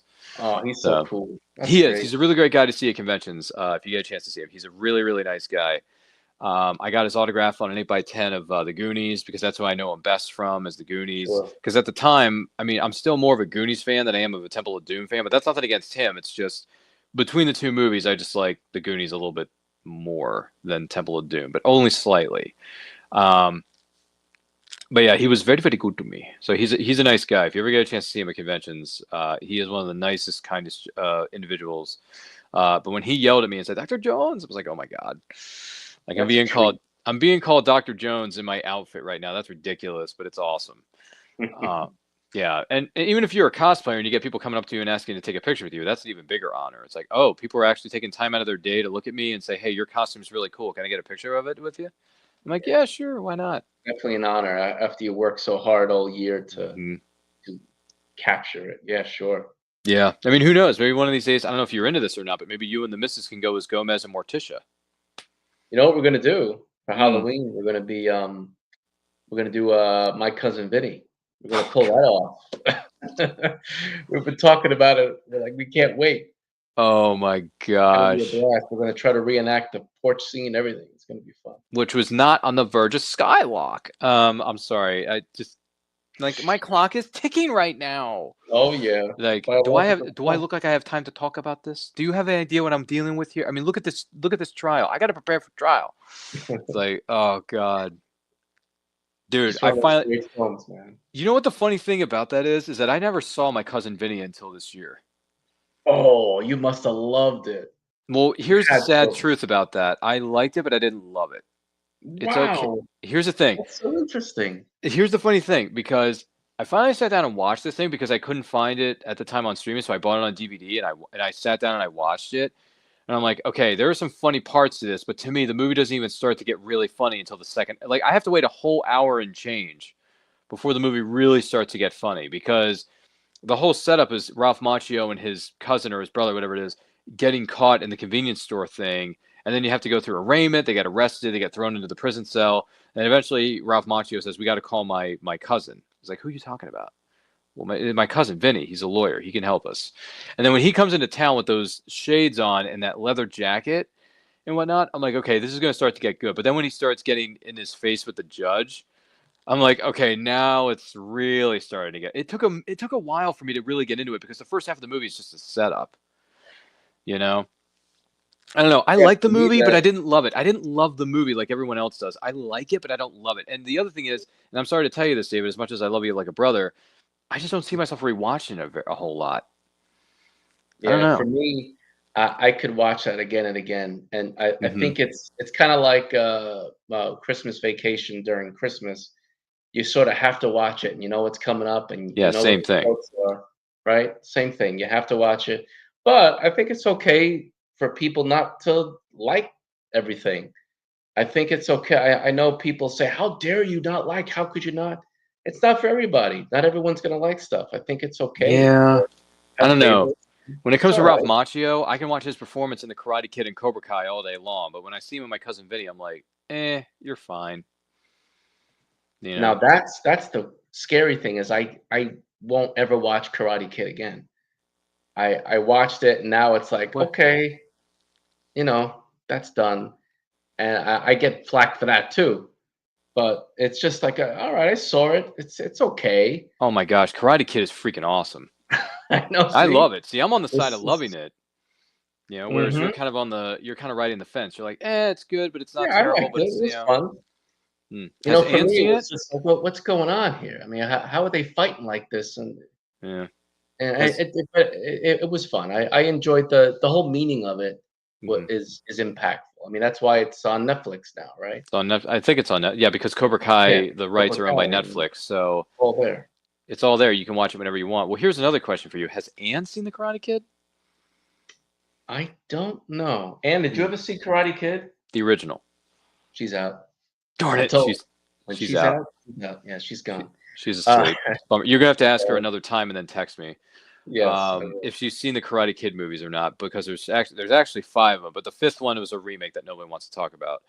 But That's there are good. four of them. There's Karate Kid, Karate Kid 2, Karate Kid 3, and the next Karate Kid, which is technically called, it should be called Karate Kid Part 4.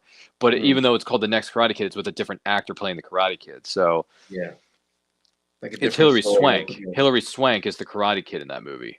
Right. So, and that was one of her first acting gigs too, believe it or not, which is Yeah, she was insane. very young. Yeah, She sure. was young. She was only like 15, 16, whatever it was. Like she was Yeah, awfully young when she got that part. But by the way, people say, hey, the movie might not be all that great, but her performance in it's really good. I'm like, well, there's the redeeming quality yeah, right there. that's true. It happens. It happens. Good actors can be in terrible movies, and bad actors can be in great movies. Who knows? Absolutely. Yeah. It happens with motion picture filmmaking all the time. um, but yeah, there's a lot of stuff coming our way in 2025. So all we gotta do is just, 2025 is knocking on your door. All you gotta do is just answer it and walk right through, because the door to success is waiting for you. So Hmm. just open the door and walk through it, man.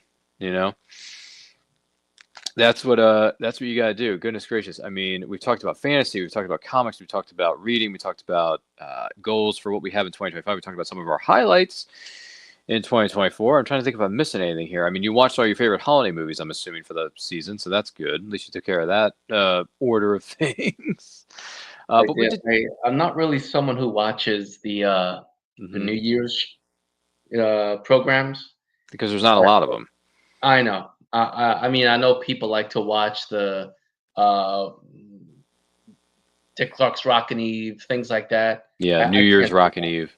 Yeah, New Year's Rockin' Eve. I can't do it. Yeah. When I No, was it's a all kid, I it's all the thought you're same. supposed to. It is. It's just it doesn't ever change. It's just let's look Mhm. at these people sing, dance. What's going on in the street? It's like, oh my Or maybe lip god. sync, because some of those singers lip sync with audio in the background. I So who knows? know. Yes, some of them you easily know when they lip sync. Yeah, it's pretty It's bad, what's the point? Why are we watching it? especially in today's market. But here's a New Year's Eve tradition for you, for those of you who may be unfamiliar with this. There's a movie that came out back in the 70s, but there's also a remake from 2006 called Poseidon, but it's based off the Poseidon Adventure. And Mm, that's based on New Year's Eve, and a group of people on a cruise ship. The rogue wave comes in, flips the cruise ship over, upside down, and there's a small group of people who are trying to survive the wreckage and the fire and the flames and the explosions and everything else, and try to find a way outside of the ship to get to a lifeboat so they can, get their way to safety. So if you watch the remake of it, which is simply called Poseidon, which is a remake of the Poseidon Adventure, I like the remake. It's really good. I watch it every year on New Year's Eve. I watch Poseidon every single year.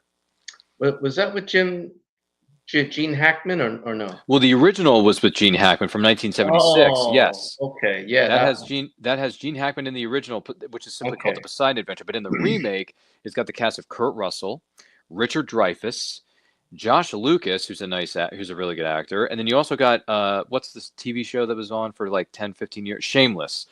Emmy Rossum from Shameless is in there. Oh wow, that's a pretty big cast. Yeah, well, A she's in load of it. fun. Do you remember Andre Brower, who we lost unfortunately earlier this year? He's no longer with us, but Andre Brower is in it. Uh, I must know. What was he in? He was in the war film Glory with Matthew Broderick and Carrie Elways and Morgan Freeman. Andre Brower. He was in a TV series called not Last Resort. No, I think it was Last Resort, but it was a short-lived TV series, only lasted one season. But he was also in Brooklyn Nine-Nine, Oh yeah. the sitcom. He was the captain. He was in the sitcom Yes. Brooklyn Nine-Nine. So Gotcha. Yes. Andre Brower He's is plays a in straight man. Yeah. exactly. He was in the movie Yes. Poseidon, so he plays the captain of the cruise ship that flips over. Hmm, So it's a okay. disaster movie, but it's a good one. It's one of the better ones, in my opinion. And that film Poseidon, believe it or not, was nominated for Best Visual Effects at the Oscars that year. That's great. It deserves. I mean, think of the people that work so hard. Whatever you think of the movie, but the people in the backdrop making all those Hmm. effects happen, they deserve respect. Visual effects, See? yeah. So it was nominated Yeah. for an Oscar. So you may want to look this up. Poseidon. I don't know if it's streaming on. I think it may be streaming on Max because it's a Warner Brothers movie. Well, Yeah. I hate to tell you this. The first Suicide Squad movie won an Oscar. So Best hair. Oscars to me mean nothing. I know. Yeah. I know. They won it for best hair and makeup.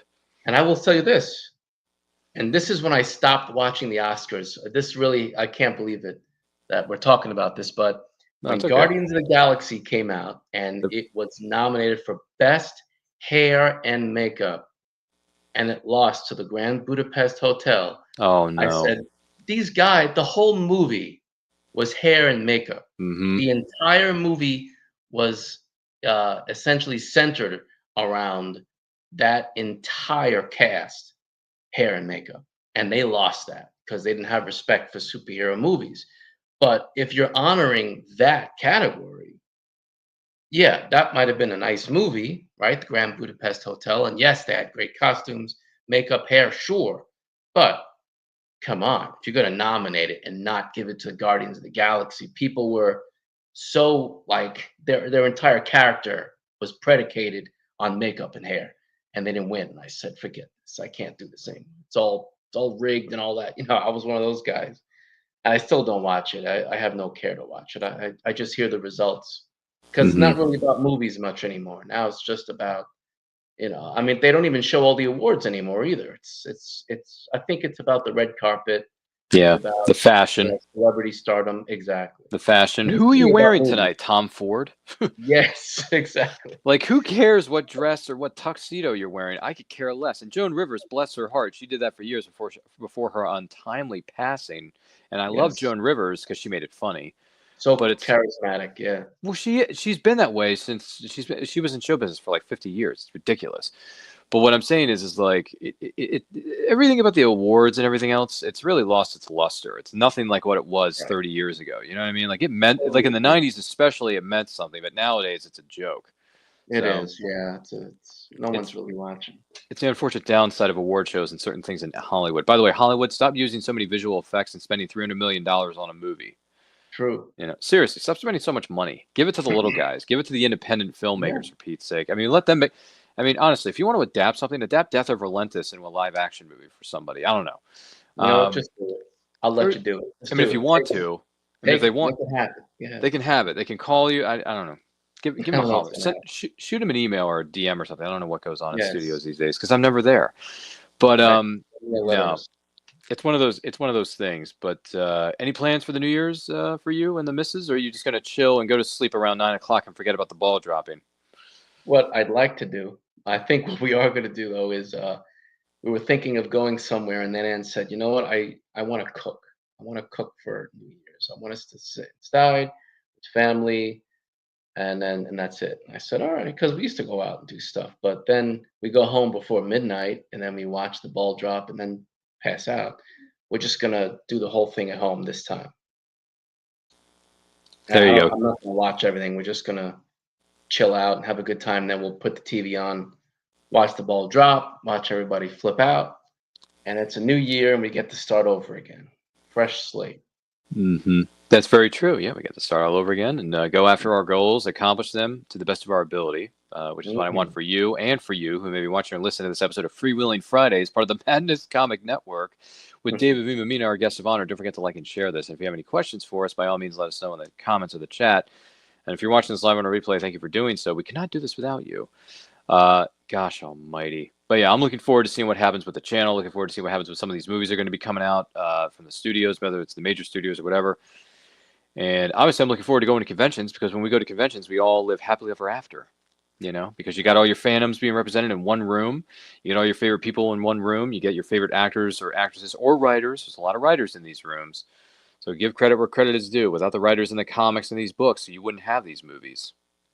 I think that's even more important than the awards. I think a lot Hmm. more actors and writers should show up to these things and sort of, instead of going to these glamorous places, like in Hollywood is not even that glamorous anymore.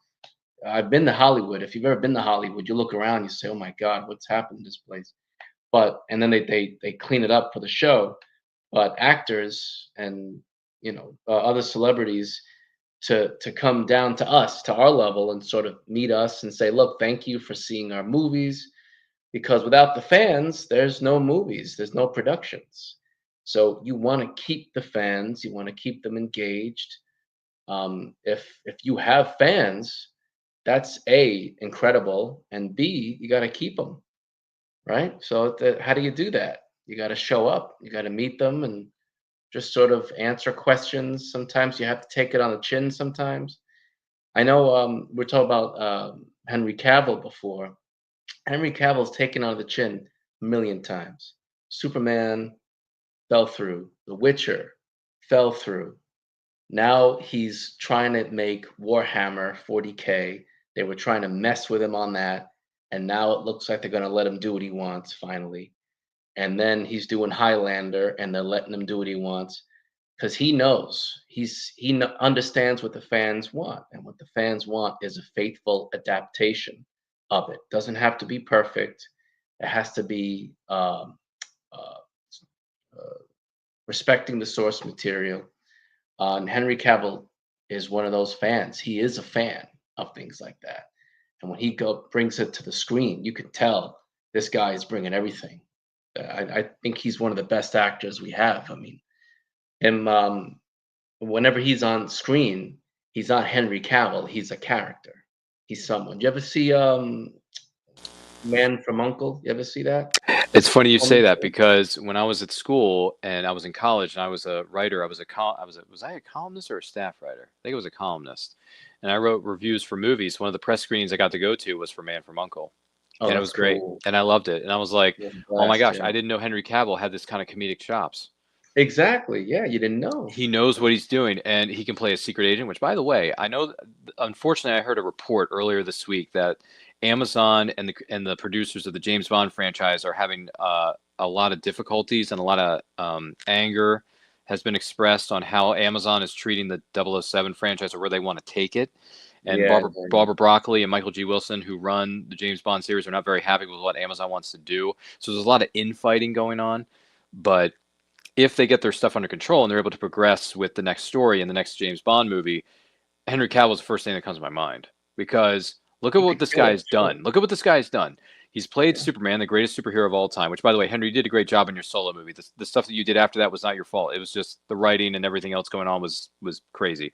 And you got the short end of the stick during your tenure as Superman. I just want to point that out. You got the short end of the stick, but it was not your fault. Henry Cavill's the man. We're always going to love him. But he does Superman. He does Man from Uncle. He does Mission Impossible Fallout, playing another secret agent, right? Mhm. And I'm Yeah. like, are you guys like not seeing this? Like in the words of Goldeneye, which you remember from 30 years ago, that movie turns 30 next year, believe it or not, David. Goldeneye, when Q looks at Pierce and he says, "Don't say it," the writing's on the wall for the rest of it. Yeah, the writing's on the wall. Cast Henry Cavill as the next James Bond. It's literally staring you guys in the face. I mean, it Yeah. really is. If you're going to cast anybody, you need to cast Henry. I know he's getting kind of just a tiny bit long in the tooth because he's getting older, but you can still pull that stuff off, man. You have to look at who's got the talent. I mean, the He problem does. with Henry Cavill is, here's the problem. See, because you have to play devil's advocate too. Mhm. Problem with Henry Cavill is he knows so much about everything he does. He does. Studies. When he was on The Witcher, he should have just been at the helm of the Witcher. He knew everything. He understood how he's supposed to speak, how he's supposed to look. And what happened was, and this is absolutely proven, This is what the cast has actually said, and the showrunner. He would, during production, say, "Look, this is not how it goes in the book. This is not how it goes in the game. This is not really. This is not part of lore. This is not. People aren't going to like this." He would always sort of chime in and say, "What shouldn't we do this instead?" And what happened eventually was there was a lot of infighting between Henry Cavill and the showrunners, to the point where Henry Cavill said, this is not going in the direction that it's supposed to, so I'm out." And he left.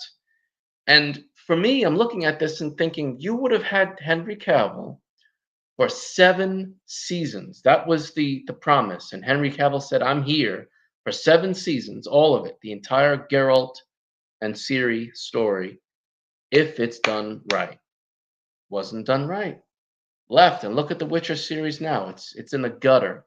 You took something that could have been hugely profitable and you said, "No, well, we want to do it our way." Well, I'm sorry, but that's kind of selfish. You want to do it your way. Did you think of what the fans want? Because the fans have this. This is going to let you keep doing it. And if you don't, you know, give them this, it stops working. And now, without Henry Cavill, you know how many fans left just because Henry Cavill left? Pretty much all of them. Just about everybody. You think they care about the other side stories that are going on? And this is my advice to anyone who's watching this right now. I proved this, and I think I'm a genius for this. If you watch the Witcher series, right? All 3 series. If you only watch the scenes with Geralt, if you only watch it, you've literally watched The Witcher. It's incredible. I've tried it. All this other stories that go on that do in some cases happen in the book. If you only watch Geralt's scenes, he pushes the narrative where it has to go anyway. So if Geralt learns of something that you've spent 3 episodes watching without him in it, he has to still find out about it anyway. So if you just watch his scenes, you've watched The Witcher, the best parts of The Witcher.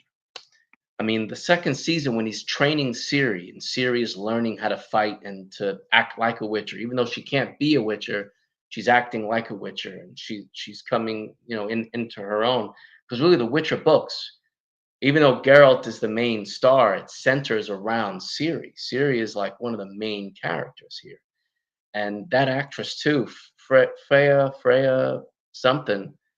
I thought she killed it as Ciri too, but the series is falling apart because of Henry Cavill. Because even the author himself, who wrote the book, said, "I can't imagine anyone else being Geralt of Rivia than Henry Cavill," and now he's gone.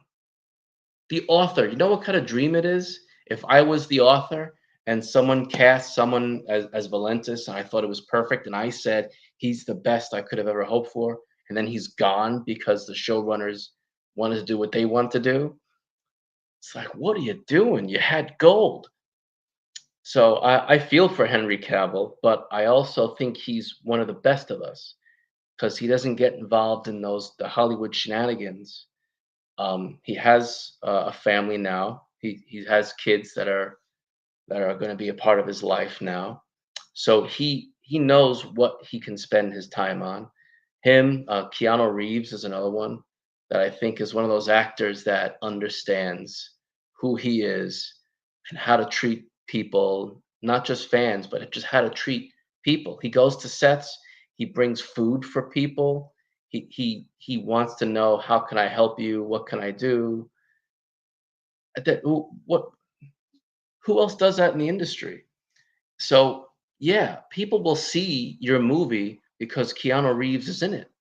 People will watch Sonic 3 because Keanu Reeves is the voice, and the movies have been faithful to the source material Sonic. I can't believe I'm saying that. I haven't seen it yet, but what I'm hearing is people saying Sonic is fun. And why do people go to movies? Why do people read books? Why do they play video games? They want to escape. And if you can give people an escape, then they'll always escape to you and want more of your creativity. That's something else. Mic drop. Honestly, it's too bad I don't have a mic drop sound effect or a I video wish here. I don't I have wish any we more. had one. Yeah, but the last thing we want to do is wake up Anne from her deep slumber back Yeah, there in the she's studio. doing great. She's out, man. She's out like a light, as one might say. Hope she's not with Henry Cavill right now. That's the only No, problem. please, no. Oh, I just come had. on, Henry, leave her. Just come on. Well, thank you for sharing that with us. I'm just curious. So, have you read any of the Witcher books? Oh yeah, I read all of them. All of them? How many are there? How many books are in the series? For those There's a who are lot. unfamiliar with this, I haven't read it in a long time, but maybe how many? 6 or 7 actually. So there's 7 of them. There's quite a bit. I could be totally wrong. I Mm. think there's up to. I know he's writing another one now. He wasn't going to, but Jeez. he is. But there's also graphic novels. Oh man. There's also Really? the show, and you have the video game. The best thing about the video game is it takes place after the books, Mm. so there's no spoilers. So Really? you don't have to have read the books to understand the game. But if you read the book, see what I did is I played the game first, and I said, wait a minute, this game is after the books. So I played the game, then I read the books, and I said, holy cow, I love this. And then I played the game again. So I thought the books were very good. I don't think they were great. I thought they were very good. I thought Geralt is good. I thought the writing was pretty good.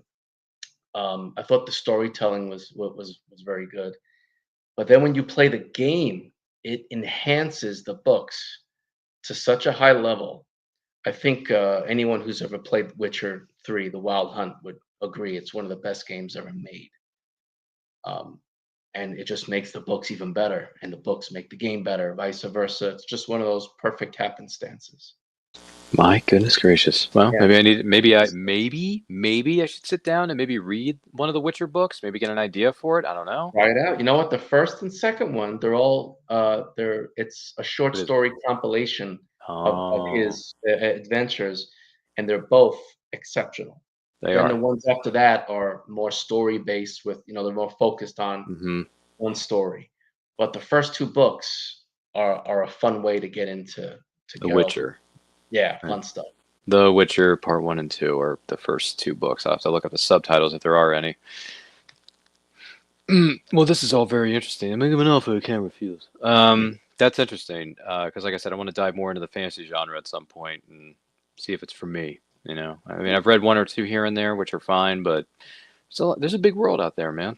And fantasy's a big Find the world, book so that works for you. That's the thing. Not all fantasy is the same. yeah, you're right. You're There's a right. lot Every of book is stuff different. that if you don't like fantasy, you might not be reading the right fantasy. So see the one which Mm, works for you. yeah, that's another fair point. Jeez, you're Mm. you're so smart. This is Oh, why wow, that was good. see, did you I got that see what I did reference. there? See what I did there? See, this Yeah. is why we bring the best people in the world on Wow. these shows, whether it's on the End Core channel or what you're watching right now, which is the Madness Comic Network. Which, by the way, if you're not familiar with this, for those of you just tuning in to Freewheeling Fridays, the Madness Comic Network has like 25, 30 some odd shows on its network. Pops, isn't that true? There's an insane amount of shows. I talk about an incredible amount of different topics, whether it's writing, whether it's artistry, whether it's lettering, inking, producing, or creating, whatever it is. I mean, they got something. It's like Baskin Robbins. We got 31 flavors for everybody, including you, David. And maybe, I don't know, whenever she wakes up, you can tell Anne, like, Anne, look at this network. This stuff has like 30 shows, or whatever it's called. I don't know. Yeah, she's Oh, gonna he watch says it. 30 and growing, according to Pops, the Yeah. producer. The producer says 30 and growing. That's an insane amount, brother. That's an insane amount. Which, by the way, Pops, let me know if you need the graphic again for the new intro that you're putting together for like the lineup of all the shows and stuff. Because I know you mentioned something about wanting to get my graphic in there now that we've kind of, I'm the new host. So we've redesigned things a little bit here and there. But if you need anything, let me know, Pops. We're there for you, brother. But yeah, he says 30 and growing. That's insane. That is insane. Yeah, not many can actually say that. So Not many YouTube channels, let alone networks, can say that nowadays, David. So Right. you may want to check some of these shows out, man. I got I something for will. I everybody. mean, I hardly knew what FreeWheeling Fridays is, but Mhm. now that I do, and I'm so humbled to be here. I'm Yeah. definitely gonna check everything out. Now I certainly will. Sounds like a barrel of laughs. No, I'm just kidding. Sounds like a lot of fun. That's what I'm trying to. That's what I'm trying to say. Good Lord Almighty. I'm just throwing that out there. Well, ladies and gentlemen, I want to take this opportunity to say thank you for being a part of this season finale, I guess, of 2024 for Freewheeling Fridays, hosted by yours truly. But don't worry, we will be back. I'll be back, Bennett. Come on, Bennett. Let's party. Sorry, that's a movie called Commando, which, believe it or not, I think that Great movie turns stuff. 40 next year, David, if I'm not mistaken. Wrong. No, I'm kidding. Yeah, you remember Sully when I promised to kill you last? I lied. What'd you do with I Sully? I let them go. This is my bed on, Sully. Yeah, I love Yeah, that. this. Yeah, you've seen Commando, right? Love It's a good that. one. It's a good one. Has she seen it though? Has she seen it? Probably not. Afraid not. You know, Afraid not. You're gonna have to. watching. Yep. You and the missus have to sit down and watch Commando together. That's gonna be a hell of an evening. Yeah, That's for sure. that's gonna be a heck of a date night movie. I'll tell you what. Not kidding. Seriously, you scared, motherfucker? Because this green beret is gonna kick your big ass. I eat green berets for breakfast, and now I'm very hungry. Anyway, I'm so sorry. Amazing I'm is so sorry. that's from the movie. That's how crazy this world is right now. It is, because if I watch That something is- once or twice, fun fact for those of you watching or tuning in, the script goes right into my noggin if I watch something once or twice. So, just throwing that out there. Pop says the new outro with your thumbnail is loading into the studio right now as of this moment. Wow! Thank you, Yes, Pops. you shall receive. Look at you. Look at this man. He knows what he's doing. Pops, I appreciate you, man. But no, honestly, this has been a great it's been a challenging year for me. I'm not going to lie, but it's also been a year of growth and progress. And I think the biggest thing to take away from all this is that, hey, no matter how bad things get, as long as I'm podcasting / entertaining, I'm always going to have a smile on my face. So let's keep the momentum going from 2024 and place it into 2025. I want to take this opportunity to say thank you to David V. Mammina for being our final guest of the final episode of the year of 2024 as we roll into 2025. David, it was great to see you. I wish you nothing but success. I hope nothing but the best for you and the missus, because you guys are going to be planning that. It's a nice day for a white wedding, so looking forward to seeing the Idol. You got it all, man. You're just hitting all the cylinders today. the first time I ever heard Billy Idol, well, actually the first two times I ever heard Billy Idol was in the Tom Hanks movie Big, and then again in the Adam Sandler movie The Wedding Singer. Do you remember The Wedding Singer? Yes. Oh yeah, of course. Yeah. That was Well, a huge movie for him. There's a lot of that music in there. So if you want to go back and rediscover some classics, feel free to go back and watch Big and then watch The Wedding Singer. I'm just throwing that out there. Or I could just watch you. You could watch episodes of Freewheeling Fridays or some of the stuff that we're doing on the other channel, which I'm going to name here in a minute. But David, once again, thank you, sir. I wish you the best for the new year. So if someone wants to know more about you and they want to buy more copies of, if they want to buy a copy of one of your books, or they want to find out about your upcoming appearances or some of the content that you put out on that channel of yours, where can they follow you? Okay, you could find me on Instagram. It's just right there at David V. Mammina. You can find me on mamminabooks.com. Pretty easy to remember. All my stuff is on there. I got everything. Mamminabooks.com is the best way to find me. I'm on YouTube. I'm on Facebook, Instagram.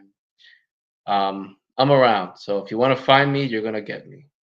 Thank you, by the way, in advance for looking into my work. I appreciate that.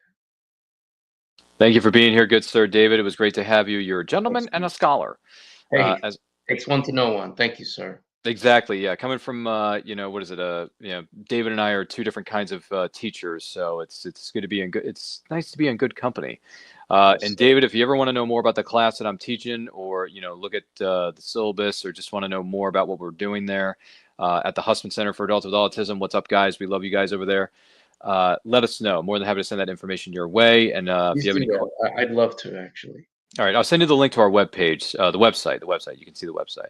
Awesome. There's a page. There's also there's a page for us on the college campus's website. So I'll send that to you, so you have more information about what we're doing. But ladies and gentlemen, thank you so much for being a part of this. This has been a lot of fun. David, I'm going to talk to you here again momentarily. So don't change that dial of yours, and don't go to sleep so quickly as the missus just did. So I'm messing with you, man. It's all good. If she has to go to sleep, she has to go to sleep. If you have to, but we'll talk to you in a minute. Don't go anywhere. My name is gee whiz. What am I doing here? I have no idea what I'm doing. It's Freewheeling Fridays. I don't even have a script, Pops. What are you doing to me?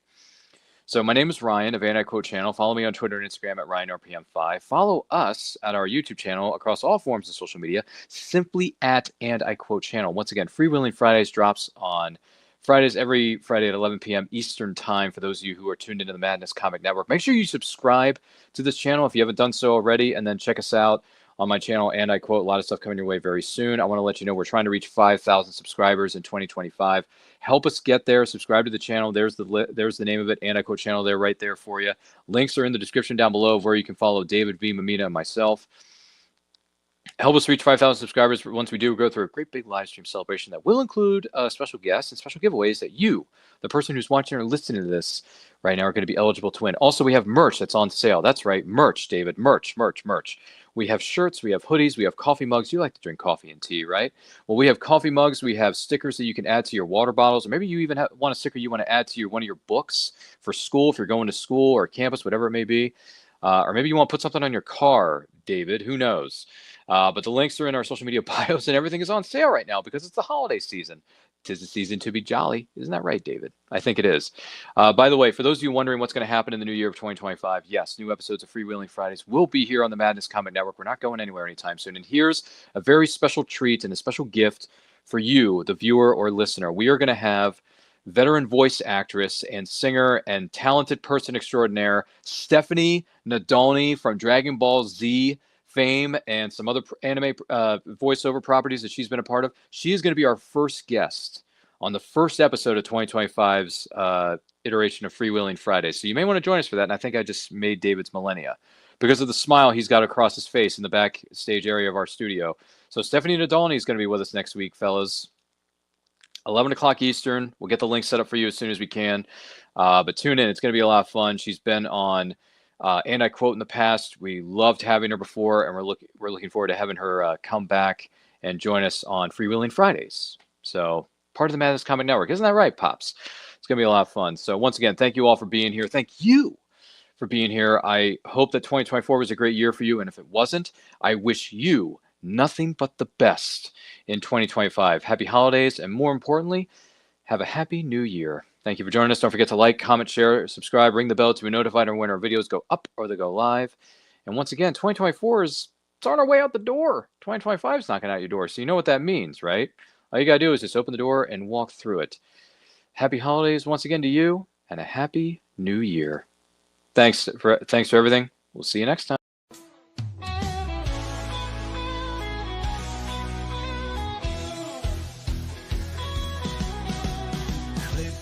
Tube and feel the vibe. Every show you crave right here live. Heroes and villains clash in the night. Madness Comic Network sets it right. Scroll through the list, find what you need. Epic battles and fast-paced speed. From capes to cosmic space delight. Tune in and watch your favorites ignite. On Facebook, share the thrill so grand. On X, the buzz across the land. Madness Comic Network all around. In every episode, joy is found.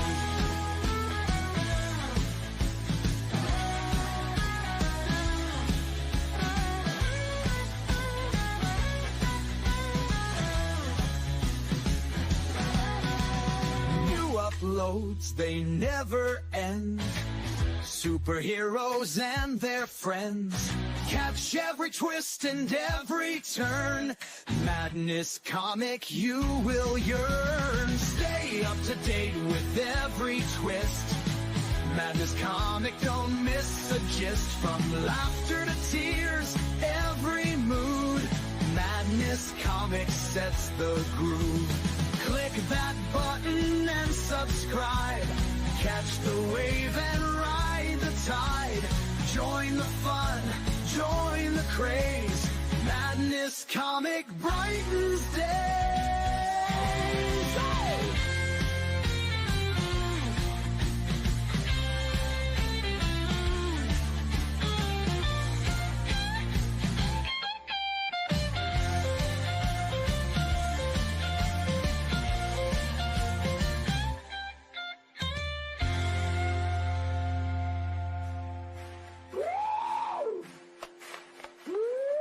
New uploads, they never end.